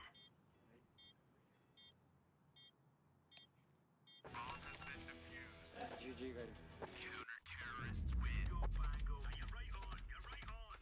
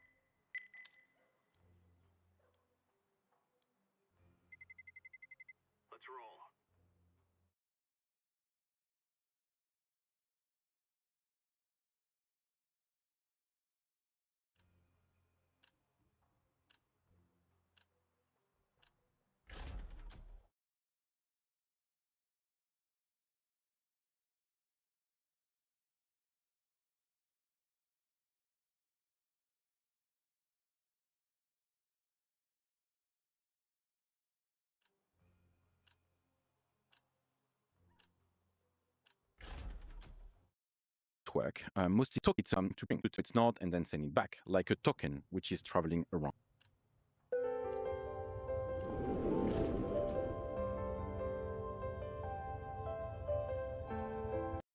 Let me talk a little bit more about the open source movement, about the fact that, as you say over and over and over and over, FFmpeg and many open source projects are built by volunteers. So there's a bit of drama recently, Karen, on the interwebs, on Twitter. You have a spicy style on Twitter that I think articulates and celebrates all the incredible developers and development and the code, especially assembly, that's involved in building some of these codecs and building some of this incredible technology. But that brings us to a bit of a debacle that happened. Tell me the full saga of what happened with the Google security engineers. Just to be clear, Google are one of the biggest supporters of open source out there. They have been for a long time. It's just, I think, some things kind of went a bit overboard this time. So FFmpeg itself, and this is not like a secret, it's on the homepage, it processes untrusted data. There can be security issues when you parse untrusted data. That's very normal. But recently what changed was Google started using AI to create security reports on an open source project, FFmpeg. Volunteers had to deal with that. They provided very limited funding, and they even went to the media first announcing how good their AI was before the issues could be fixed. And this is in the public forum. Yeah. So reporting an issue, using AI to find an issue in the code, which is a security vulnerability, and then reporting that publicly before you're able to fix it. Yeah. It's announcing how good their AI is. That they provided a standard 90-day industry deadline without really understanding the nature of volunteer-driven development. In addition, this vulnerability was on an obscure 1990s game codec. The way, and let's look at it from their standpoint to begin with. Let's Yeah, can you steel man their case? Yeah, sure. They have substantial resources working on the security of open source projects that are ubiquitous, and they've used a lot of compute to do that, and very expensive and very capable security researchers to do that. And that's their viewpoint, is they are contributing by doing that. But I think that's where opinions differ. It opened up a lot of interesting fissures, I would say. It does seem that there's a portion of the security community that look at themselves a bit like building architects that never have to go to site. Going to site is something that is a little bit beneath them, the actual day-to-day construction. They're there to do their security things, and it's someone else's problem. The security industry also kind of has a very aggressive tone towards things. The language they use is extremely aggressive. They use very strong language, like "you will get popped." And to Joe Public, get popped, it means something quite bad. For them, it means to get hacked. The way I would look at it personally is a little bit like the padlock on your home. Not everyone, the padlock on your home, or the lock on your home, is there to protect against the capabilities of what it's there to protect. It's not there to protect nuclear secrets. It's not there to protect Fort Knox. And it could be looked at that they're using AI at a level of scale to go and pick those locks and then say, hey, your lock's not secure. You need to deal with this. Whereas actually they're the ones with resources to be able to fix this. But that seems to not be something either they'll contribute to in terms of patches or in terms of financially. And the scale of AI is kind of the issue. The bug reports are very wordy. They're very, very... It's almost a denial of service by AI-generated bug reports on very niche codecs. And the other issue the security community has is everything is marked high priority. You're going to, this is the most important thing in the world. You need to deal with this. High, high, high, vulnerable, scary, scary, scary. On a game codec used on one disk in 1993. Yeah. And that's where the dichotomy lies. Going around telling everyone that their padlock's not safe, well, that's a hobby project of somebody. The safety of that codec is consummate to what that person thinks. It's their hobby. It's good that they're security analyzing it, but it doesn't need a big scary warning. This is a critical vulnerability. may recently also see that there was another quote unquote vulnerability. It wasn't a Google in this case, but a filter could overflow and have an integer overflow, and one of your pixels could be the wrong color. And this was marked high, 7.5 severity in red. And at some point, the security industry needs to realize you can't keep crying wolf like this, because this just leads to people, you know, the equivalent thereof of putting password stickers on their PC. You know, you can't just keep crying wolf every day. And I appreciate, you know, that's their modus operandi, is to create as much scared and fear. But from the Google standpoint, at the end of the day, they need to contribute either financially or with patches. Google uses FFmpeg at a scale probably you or I couldn't even contemplate. Millions of CPU cores. And yes, they contribute in areas mostly regarding their own products, so VP9, AV1, but in a wider sense, there's a disproportionate level of contribution. Yes, they fund students. Yes, they fund Summer of Code. And I think, so Alex Strange is a former FFmpeg developer, I think posting in a personal capacity. So he posted about security engineers on Hacker News.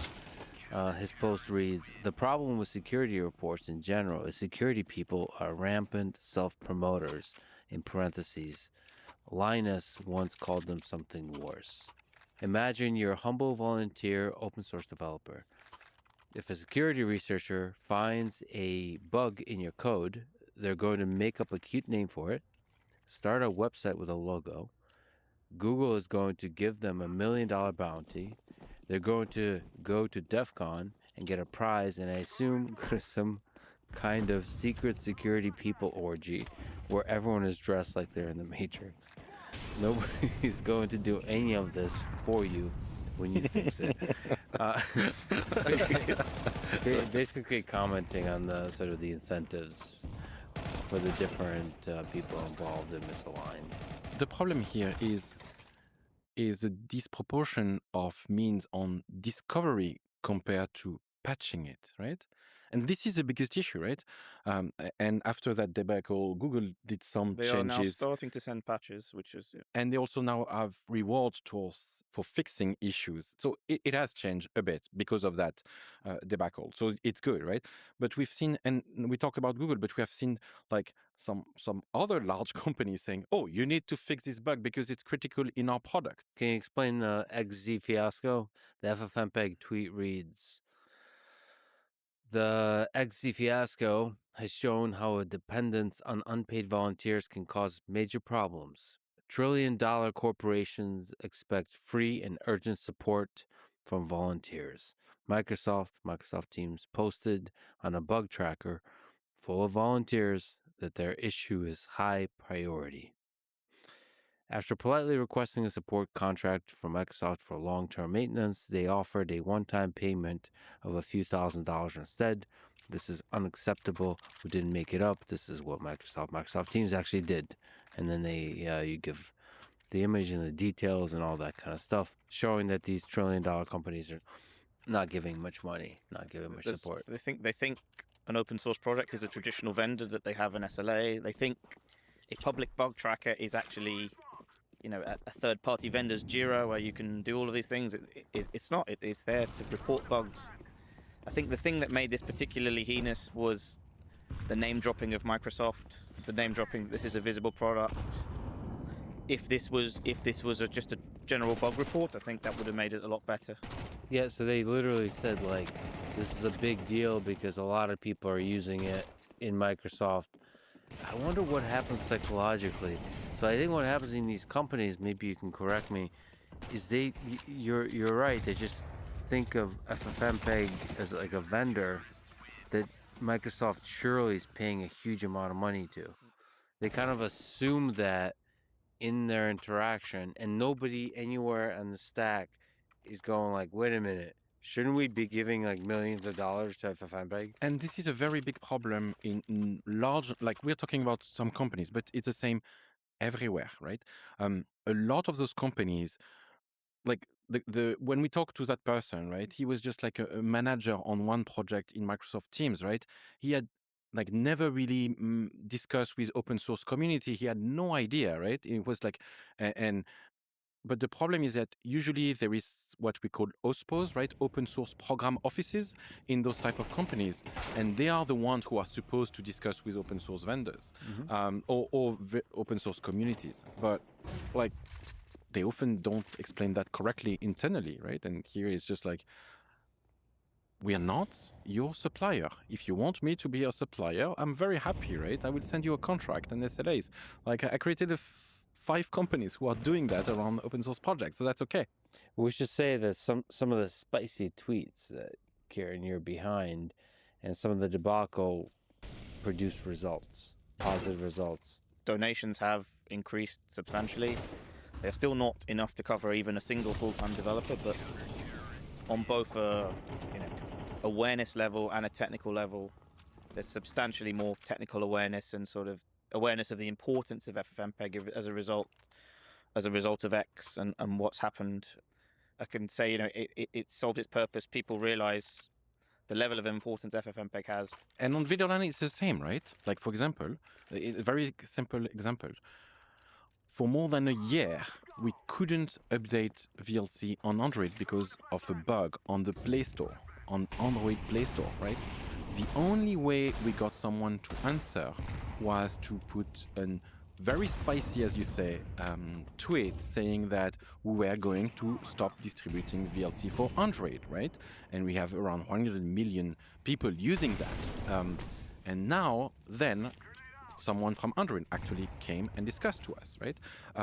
We had the same issue with Microsoft, or like saying that we were going to stop distributing VLC on the Windows Store. And unfortunately, we are so small that the only very strong power we have to solve those issues is blaming on social network because it snowballs and now they listen to us. But those large companies often have difficulty talking to us. Like, for example, VLC, right, is probably one of the top 10 software used on Windows. I am not part of Microsoft ISV program, right? I don't have a point of contact at Microsoft, right? Well, I'm sure any other software, Adobe, Spotify has a point of contact. I don't have that, right? So raising awareness works. It's sometimes very spicy, lots of drama. Well, X and Twitter are okay for that, but it's efficient. So everybody listening to this should go follow FFmpeg on Twitter, on X. Follow Videolan on Twitter, on X. Go donate to FFmpeg. Thank you, Lex. Over the years, several years, you've been a supporter of FFmpeg and Videolan on X. Giving us shout outs, appreciating what we do. FFmpeg for life. And for example, like Tim Sweeney, Carmack, and a few others, like very high level people have raised also the awareness on our X accounts, and that helped a lot also. Karpati as well. Yeah, I mean, also, outside of the fact that so many people use it, it's so impactful on the world, it's also a great representation of a great open source project. Like the value of assembly and C and making sure that like you take programming seriously for real world systems. It's not just that. We'll talk about assembly later, I'm sure, because that's its whole topic in itself. But it's also celebrating people like Andreas Reinhardt who do maintenance. It's, I believe, unpaid. I believe as a volunteer. He's doing massive refactorings. Andreas Reinhardt and Anton Kernov rewriting FFmpeg.c with threading. Celebrating those guys. Celebrating the untold labor that's gone into this that actually doesn't change anything from the user standpoint. The files are exactly the same, but wow, the airplane has been rebuilt whilst it's in the air. Christian Garcia said, as a teenager running this account, referring to the FFmpeg account, and you responded, teenagers have written more assembly in FFmpeg than Google engineers, but also just pointing out that there's a lot of incredible contributors who are teenagers. Like JB said, we don't care who you are, where you're from, what you do. Teenagers have written thousands of lines of assembly over the years. Give a shout out back in the days to Daniel Kang. So also highlighting the work of people like Rukai Peng. This is a 16-year-old, some of his first contributions to FFmpeg actually doing and putting some of these quote-unquote security researchers to shame by actually finding issues and fixing them and being 16. There's no barriers. There's no barriers to you have to study at college under this person and understand these. It's if you can learn C, and let's be honest, it's from the K&R book. Learn C. You can learn assembly. We'll talk about that maybe a bit later. You can contribute to world-class technologies. In VLC, one of the oldest contributors is called Felix. He's the one doing everything on Mac and iOS. He's starting working on VLC. He was 16. We had a guy called Edward Wong, who used to be a Google Summer of Code student who stayed for 3 years around VideoLAN. He was 14, right?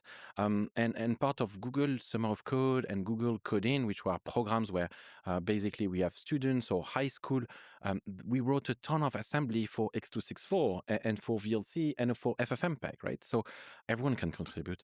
And he also did a good job because he didn't play the alarmist CVE, create a CVE, which is like a public exposure of security and do these big, scary, red 7.5 high priority.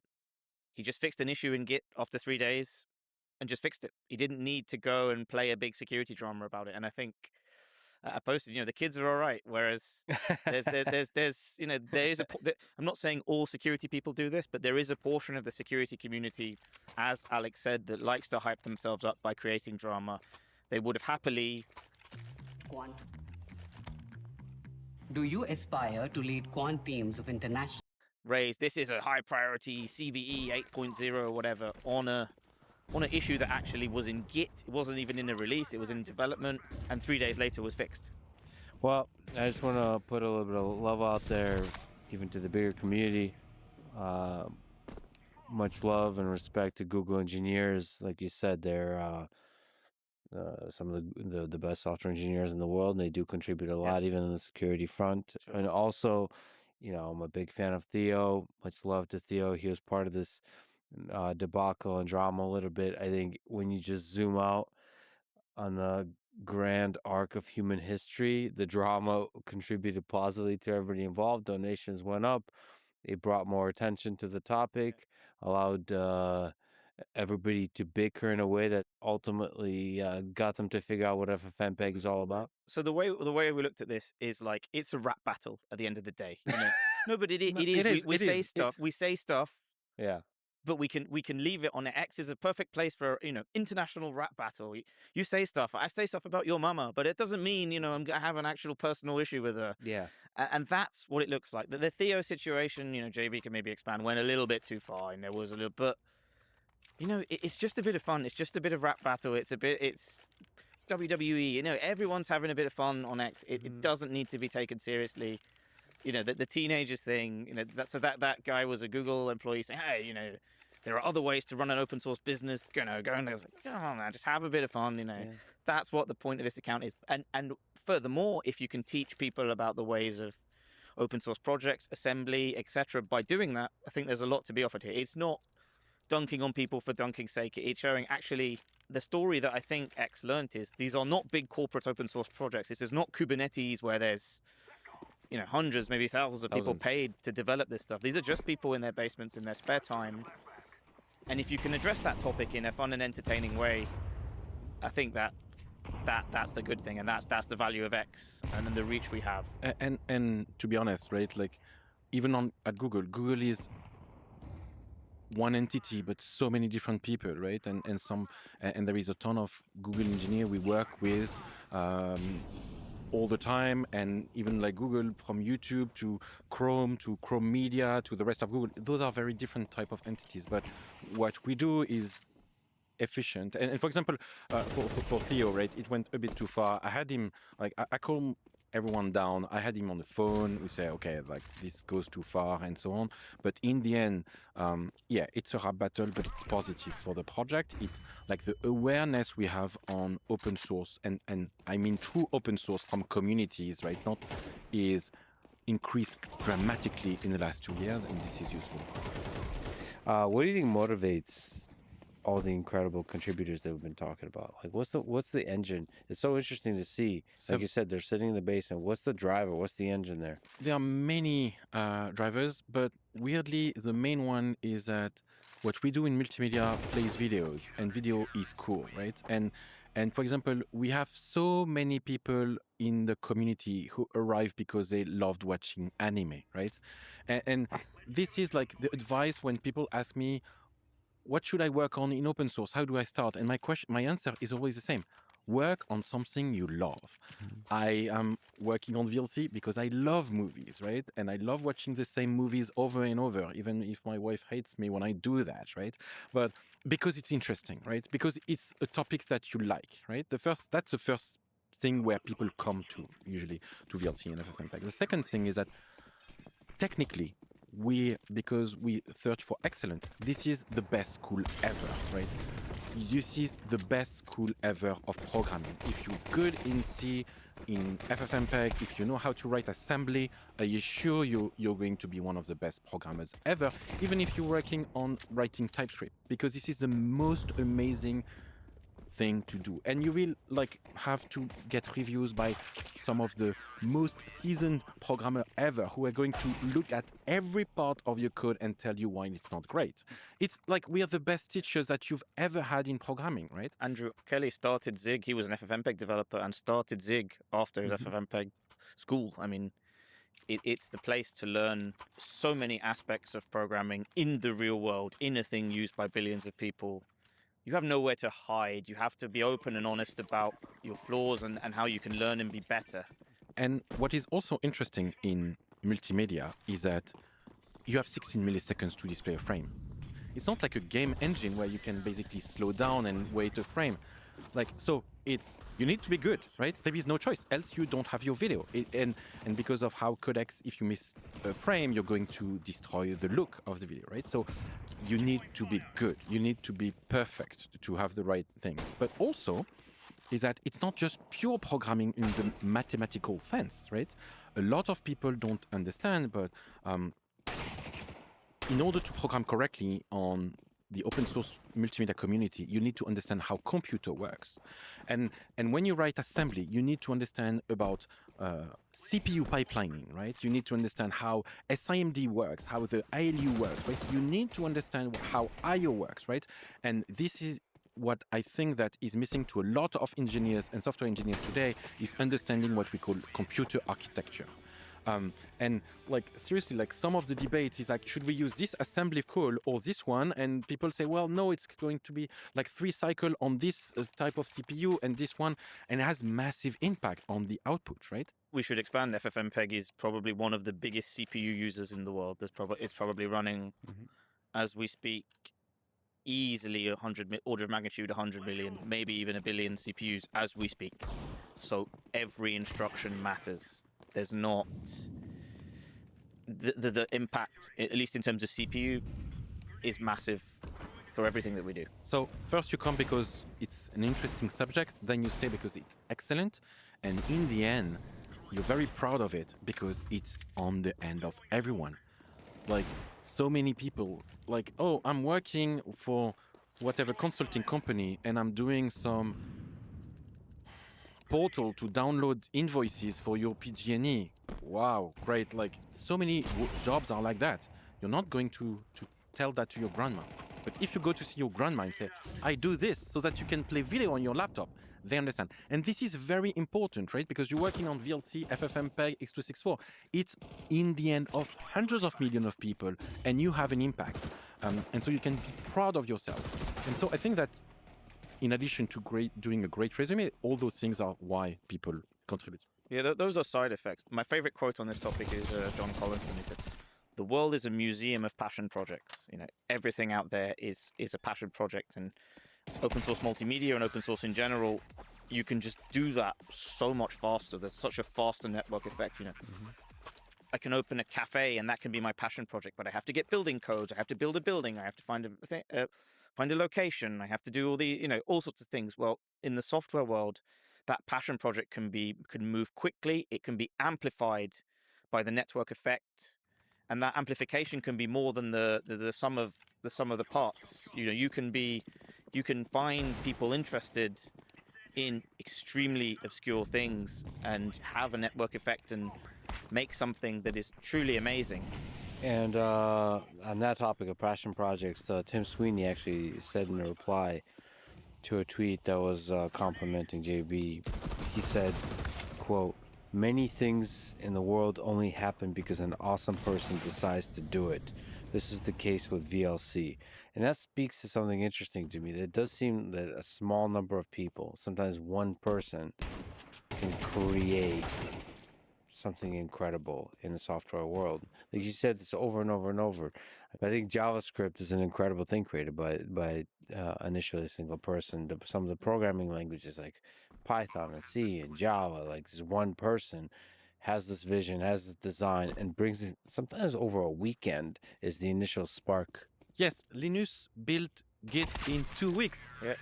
Wow. Yeah. It changed the world. Git, I mean, it really changed the world. Well, Linus' passion project. Hey, I'm uploading these tarball to an FTP. Like, deal with it. But for me, it's not just in software, right? And I believe in individuals that are going to change the world, right? And it's with a good, as you said, vision, right? I want to do that. It is useful. It will be useful. And whether it's going to like build trains or cars or rockets or something like, I believe people who believe in themselves and have a vision can have a huge impact for humanity. Let's actually zoom out before we zoom back in. We'll just keep going up and down the stack.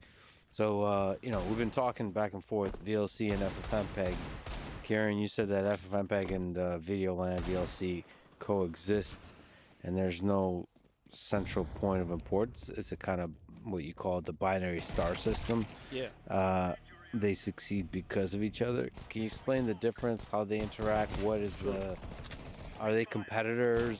I don't think they're competitors. I think the simple answer is, the short answer before I go into detail is VLC is to FFmpeg as Android is to Linux. So they depend on each other, but they coexist because of each other. So they are a binary star system is the analogy I used. By the way, I feel horrible that I just recently learned that Alpha Centauri, the closest star system to us, is a triple star system. And when you start doing the physics, it's a nightmare, right? Yeah. But like, hence the three-body problem. But anyway, so a lot of FFmpeg pipelines involve the X264 project, which is a Videoland project. I would put a finger in the air and say 80+% of those pipelines are dependent on a Videoland project. VLC, obviously, as we've discussed, a Videoland project, uses FFmpeg, gives it reach, exposure to weird files, historically used some donation money to fund FFmpeg development, and we'll talk a bit maybe about some of the reverse engineering later. So it's a binary star system. They work and feed off each other. Many of the developers are shared. There's no central location. It's a virtuous cycle working together. and we should mention that X264 is the encoder for H.264 video standard. So H.264 is the standard. Yes. X264 is the implementation, open source implementation of the standard. That's used by basically everybody for everything. Yeah. That is the main driver of this. When you think of an MP4 file that has H.264 codec in it, if it came from a software environment, like a data center or somewhere, the chances are it was created with X264. And that's under the flag of Videoland. That's a Videoland project. So in the Videoland graphic, it sits in the Videoland world. And Videoland has a bunch of stuff in it. You go to the Videoland website, there's a bunch of icons. Like if you look, there is so many libraries, right? libdvd CSS, yes. libdvd nav, libdvd psi, libvlc, of course, VLC Unity, Blu-ray. Yeah. And there is so many more, right? Like lately, the David project that we might talk about is the last project from Videoland. It's everywhere, right? And we have a Lib Spatial Audio lately that we announced. We Check have ISM. Check ISM, which is like an insane project, but amazing. And X264 is one of those Videoland projects. And my opinion, for example, is that X264 is the most amazing encoder ever designed, And this helped the adoption of FFmpeg. A lot of people and large companies went through FFmpeg because they wanted to use X264, and X264 increased the popularity on FFmpeg. But also, VLC had its popularity because it played so many files that were done by FFmpeg, right? So it's many projects that are intertwined and work together. Yeah, unfortunately, there's a thing on X where VLC is mentioned, and there's people. A quick reminder that it's FFmpeg inside doing the actual work, and that's, like I said, it's not. That's not the case. We work together. And to give you an idea, right, when I compiled VLC for Windows, I compiled around 16 million lines of code, right? 1 million of those are inside the VLC repository, and FFmpeg in total is probably around 2, right? But that means that so many dependencies are outside. And if you also look at FFmpeg per se, FFmpeg also is integrating third-party libraries like X264, but libopus, and so many others, right? So we all depend on each other. Yeah, that's why I was hoping to do this episode as we are doing, that just kind of joins FFmpeg and VLC, because it's really two of the same. Like I said, a binary star system, and we're all just orbiting it. Can we give a shout out to some of the people along the way? We didn't really quite talk about the history of FFmpeg, so maybe can you tell me about Fabrice? Can you tell me about Michael Niedermeyer? Can you tell me about some of the key figures Let's here? talk about the eras of FFmpeg, because there's key eras and key people that made this possible. Fabrice Bellard, as you mentioned, creating the concept, and then probably in the 2000s era, I would call the era's tool of FFmpeg is the 2000s era was Michael Niedermeyer. So key things he got done was exhaustive support for DivX and Xvid at the time, and all sorts of weird variants of what's known as MPEG-4 Part 2. So this predates the MPEG-4 Part 10 that we're used to. So this was 2000s era video codecs where there were flavor after flavor of weird decoders. At the time in the 2000s, you needed a new player to play every different type of file format. So there was Windows Media Player to play Windows media formats, there was Real Player to play real media formats, and those were the other key thing in FFmpeg at the time were native decoders for those. I actually remember being a teenager, I must have been, figuring out there was this one player that could decode these files without having separate bloated players, because at the time when you downloaded Real Player, there was a ton of other stuff in there, a ton of ads, a ton of other things. Just having a simple library that was fast led to that. And then I think 2008 onwards was a big change, because that's when H.264 got its maturity. And I think something hopefully we'll talk about a bit more. This was the beginning of high definition video. So H.264 was the key decoder of that. So I'd call that the late 2000s and 2010s, and that's when the big reverse engineers came along and really did astonishing work. The beginning was a single player that could play Xvid, DivX, Windows Media, and Real Player was already a massive achievement in itself. Without codec packs, without weird stuff you had to download that had weird ads and weird spyware. VLC 1.0 was out on those times, 2000, 2009, 2010. Yeah. And this is like where it exploded. Yeah, without codec packs, it just works across all these different. De facto, it's just like all the codecs packs are FFmpeg inside VLC, plus we have other modules for all the type of codecs. At the time, that wasn't. There were weird, in the 2000s, there were weird codec packs with DLLs coming from this place, With DLLs a lot of coming spyware. with spyware, with you-know-what. It wasn't reliable, you didn't know, and having a single player that was open source, or single playback module / player that could do this that was open source. But I think the thing to emphasize is this task in the 2000s that Michael did was Sisyphean. It was really, the number of edge cases are beyond comprehension in terms of you could have a Chinese CCTV system that did one weird variant of MPEG-4 Part 2, what's known as MPEG-4 ASP, and that was a weird variant, and you had to fix that without breaking everybody else times a million. So that's so you said that's where a lot of the reverse engineering was happening. It started in the 2000s with the Windows Media stuff, because that was proprietary. It started with the Real Media, so with Benjamin Larson, Kostya Shishkov, that era. That was the key groundwork. And then in the 2010s was kind of the Paul Mahal, Kostya era, building, doing some of the most difficult codecs. JB maybe can talk about GoToMeeting 4 and GoToMeeting 5 and what these what's the good So like let's talk about this amazing Ukrainian guy called Kostya, who was at the time living in Germany and who was in love with Sweden, right? And the guy was the most. He's like a lot of the people in the community are very clever. He's one of those who are like borderline geniuses, right? He was able to reverse engineering extremely complex codecs, and he does that. And we do a bit of engineers with Kieran, but clearly not at this level. No. He reverse engineered binary blobs, which are 20 megabytes. Yeah. So just for reference, 1 megabyte binary blob to reverse engineer is probably order of magnitude a month of work, and this guy is doing 20, 30 megabyte blobs.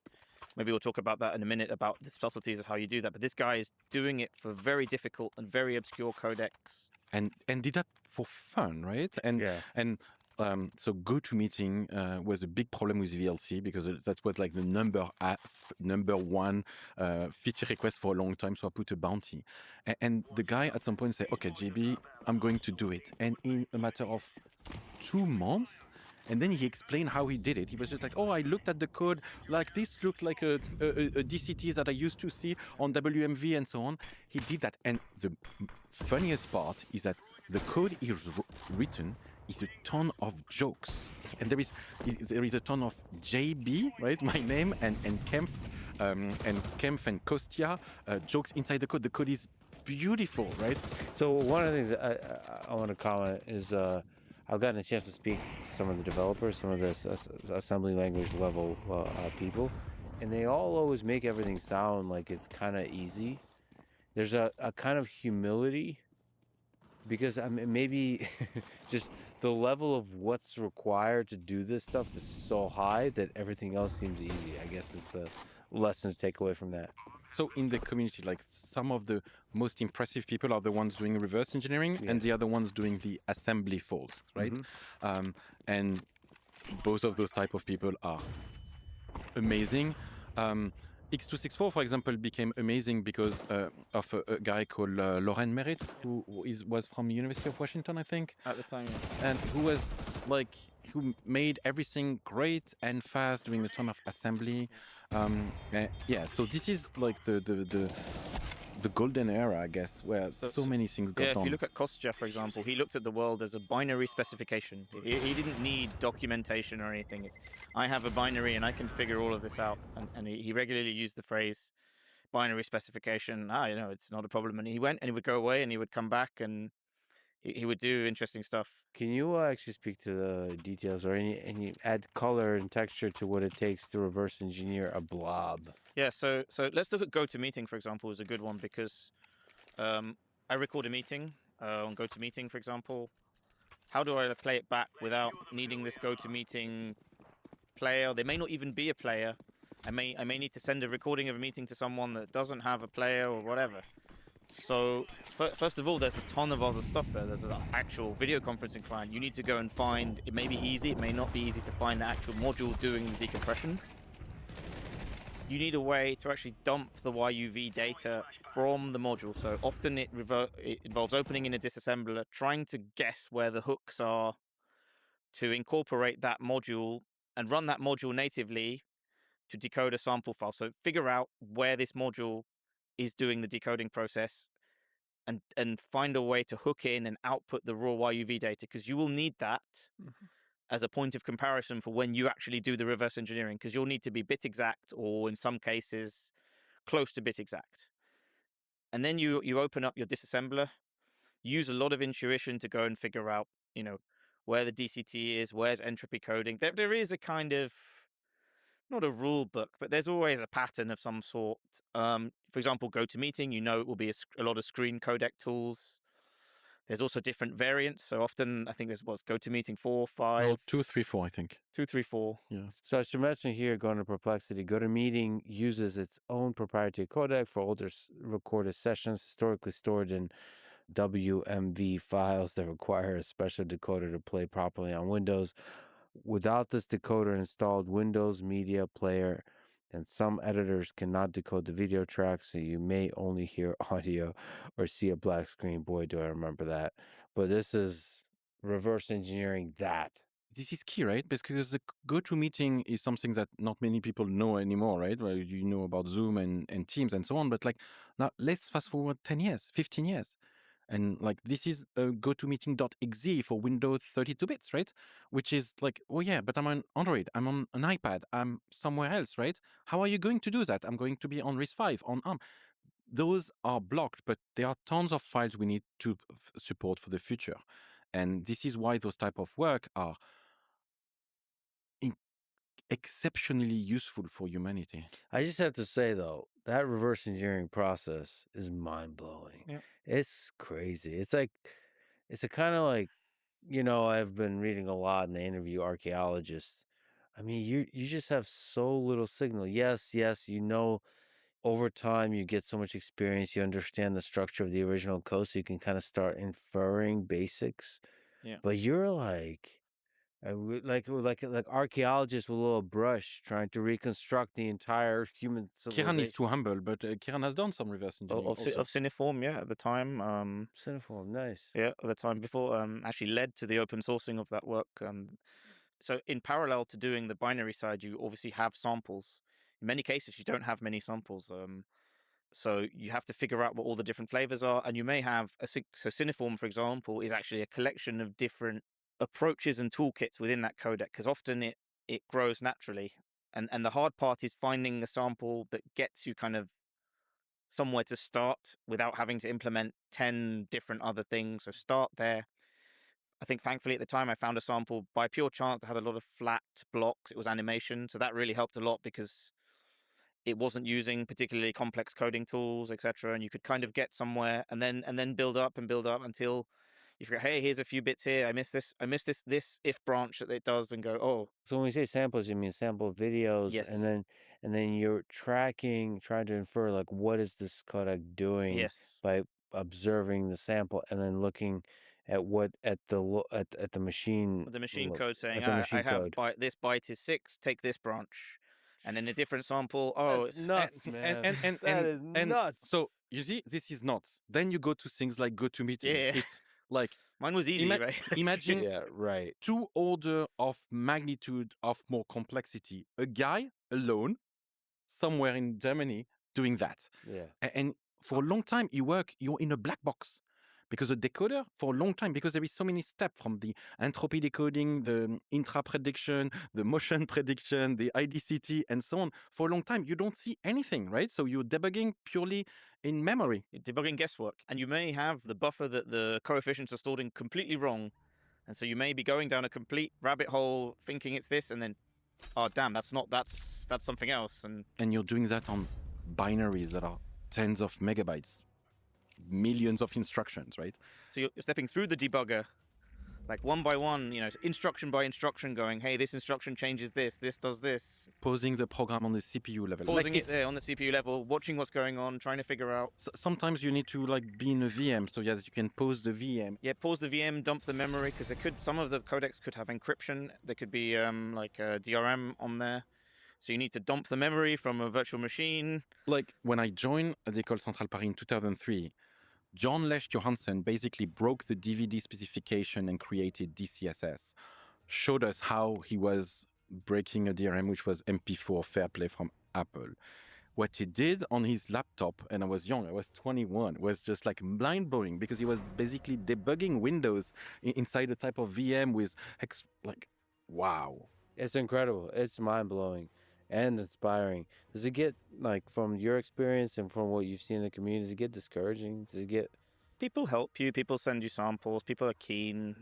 Sometimes you don't have access to an encoder, so this is even more difficult because you just ask, and you have to ask for samples. I remember Videoland used to tweet for samples at one stage. Hey, I need this obscure sample. And for a long time, I was, I need this codec, and I need this codec. And if you were really lucky, you would find if you were unlucky, you'd get one or two, you'd get nothing, or you get one or two, and then sometimes you'd find a gold mine. It's like, yeah, my company has 100,000 of these files because we depended on it for some reason, and so those are kind of the best because then they can test bit exactness across the huge range of coding tools Can you explain bit exactness? Bit exactness. So most but not all video codecs, certainly from about the 2000s onwards, have a bit exact definition. So every implementation must produce exactly the same bits, bit for bit, in exactly the same data that comes out of a decoder. For like a large number of samples? For a given sample. So Lex's implementation, JB's implementation, and my implementation of H.264 must match bit exactly. That wasn't the case in the 90s of MPEG-2. Probably fair to say one of the biggest mistakes the video industry made, and I think people who were in the room in 92, I don't think both of us were in diapers, I suspect, but have acknowledged, I would give a shout out to Yuri Resnick. He's acknowledged that was one of the big mistakes of the era. And you're saying the encoders needed to be able to run tests, and then the bit exactness. I mean, that's a nice thing to guarantee. Like, Yeah. there's a parallel sort of development here on the way the web browser works, which is takes HTML and displays it, and there's no bit exactness there across the different engines. I would point out actually, FFmpeg is unique in the sense that it has been a winner takes all scenario. You have browsers is a good analogy because it has to parse a lot of different content and render it in a particular way, like a decoder. But there still are multiple browser engines. There's Firefox's one, there's Chrome's one, there's a few Japanese ones that are pretty decent. That's not been the case in multimedia in general, across a wide range of codecs. FFmpeg has kind of won it all, I suppose, in a sense, because of the fact that you can get every new codec added is actually worth more than the value of that codec itself because it makes the whole thing better. Man, this is really cool. Going to Perplexity, Yuri Resnick is a multimedia and signal processing researcher. Brew? And that's a 6. Hey, watch this. Oh, 6! Amazing! Oh, wait. Now you try. Cricket. Love. Brew cold coffee. Order now. Before you hit record, and after you get over the hurdle of obsessing over sounding perfect, start with your episode's key idea, and Coolio will give you a helping hand along the way. Record your thoughts or upload a rough take, and let the edit follow. Coolio will help add music, sound effects, make changes to your script, emphasize, and remove background noise. Let's be honest, your first episode need not be served perfectly. It just needs to be honest, intentional, and clear. Then, making you sound professional? That is the easy part with Coolio. What's your story?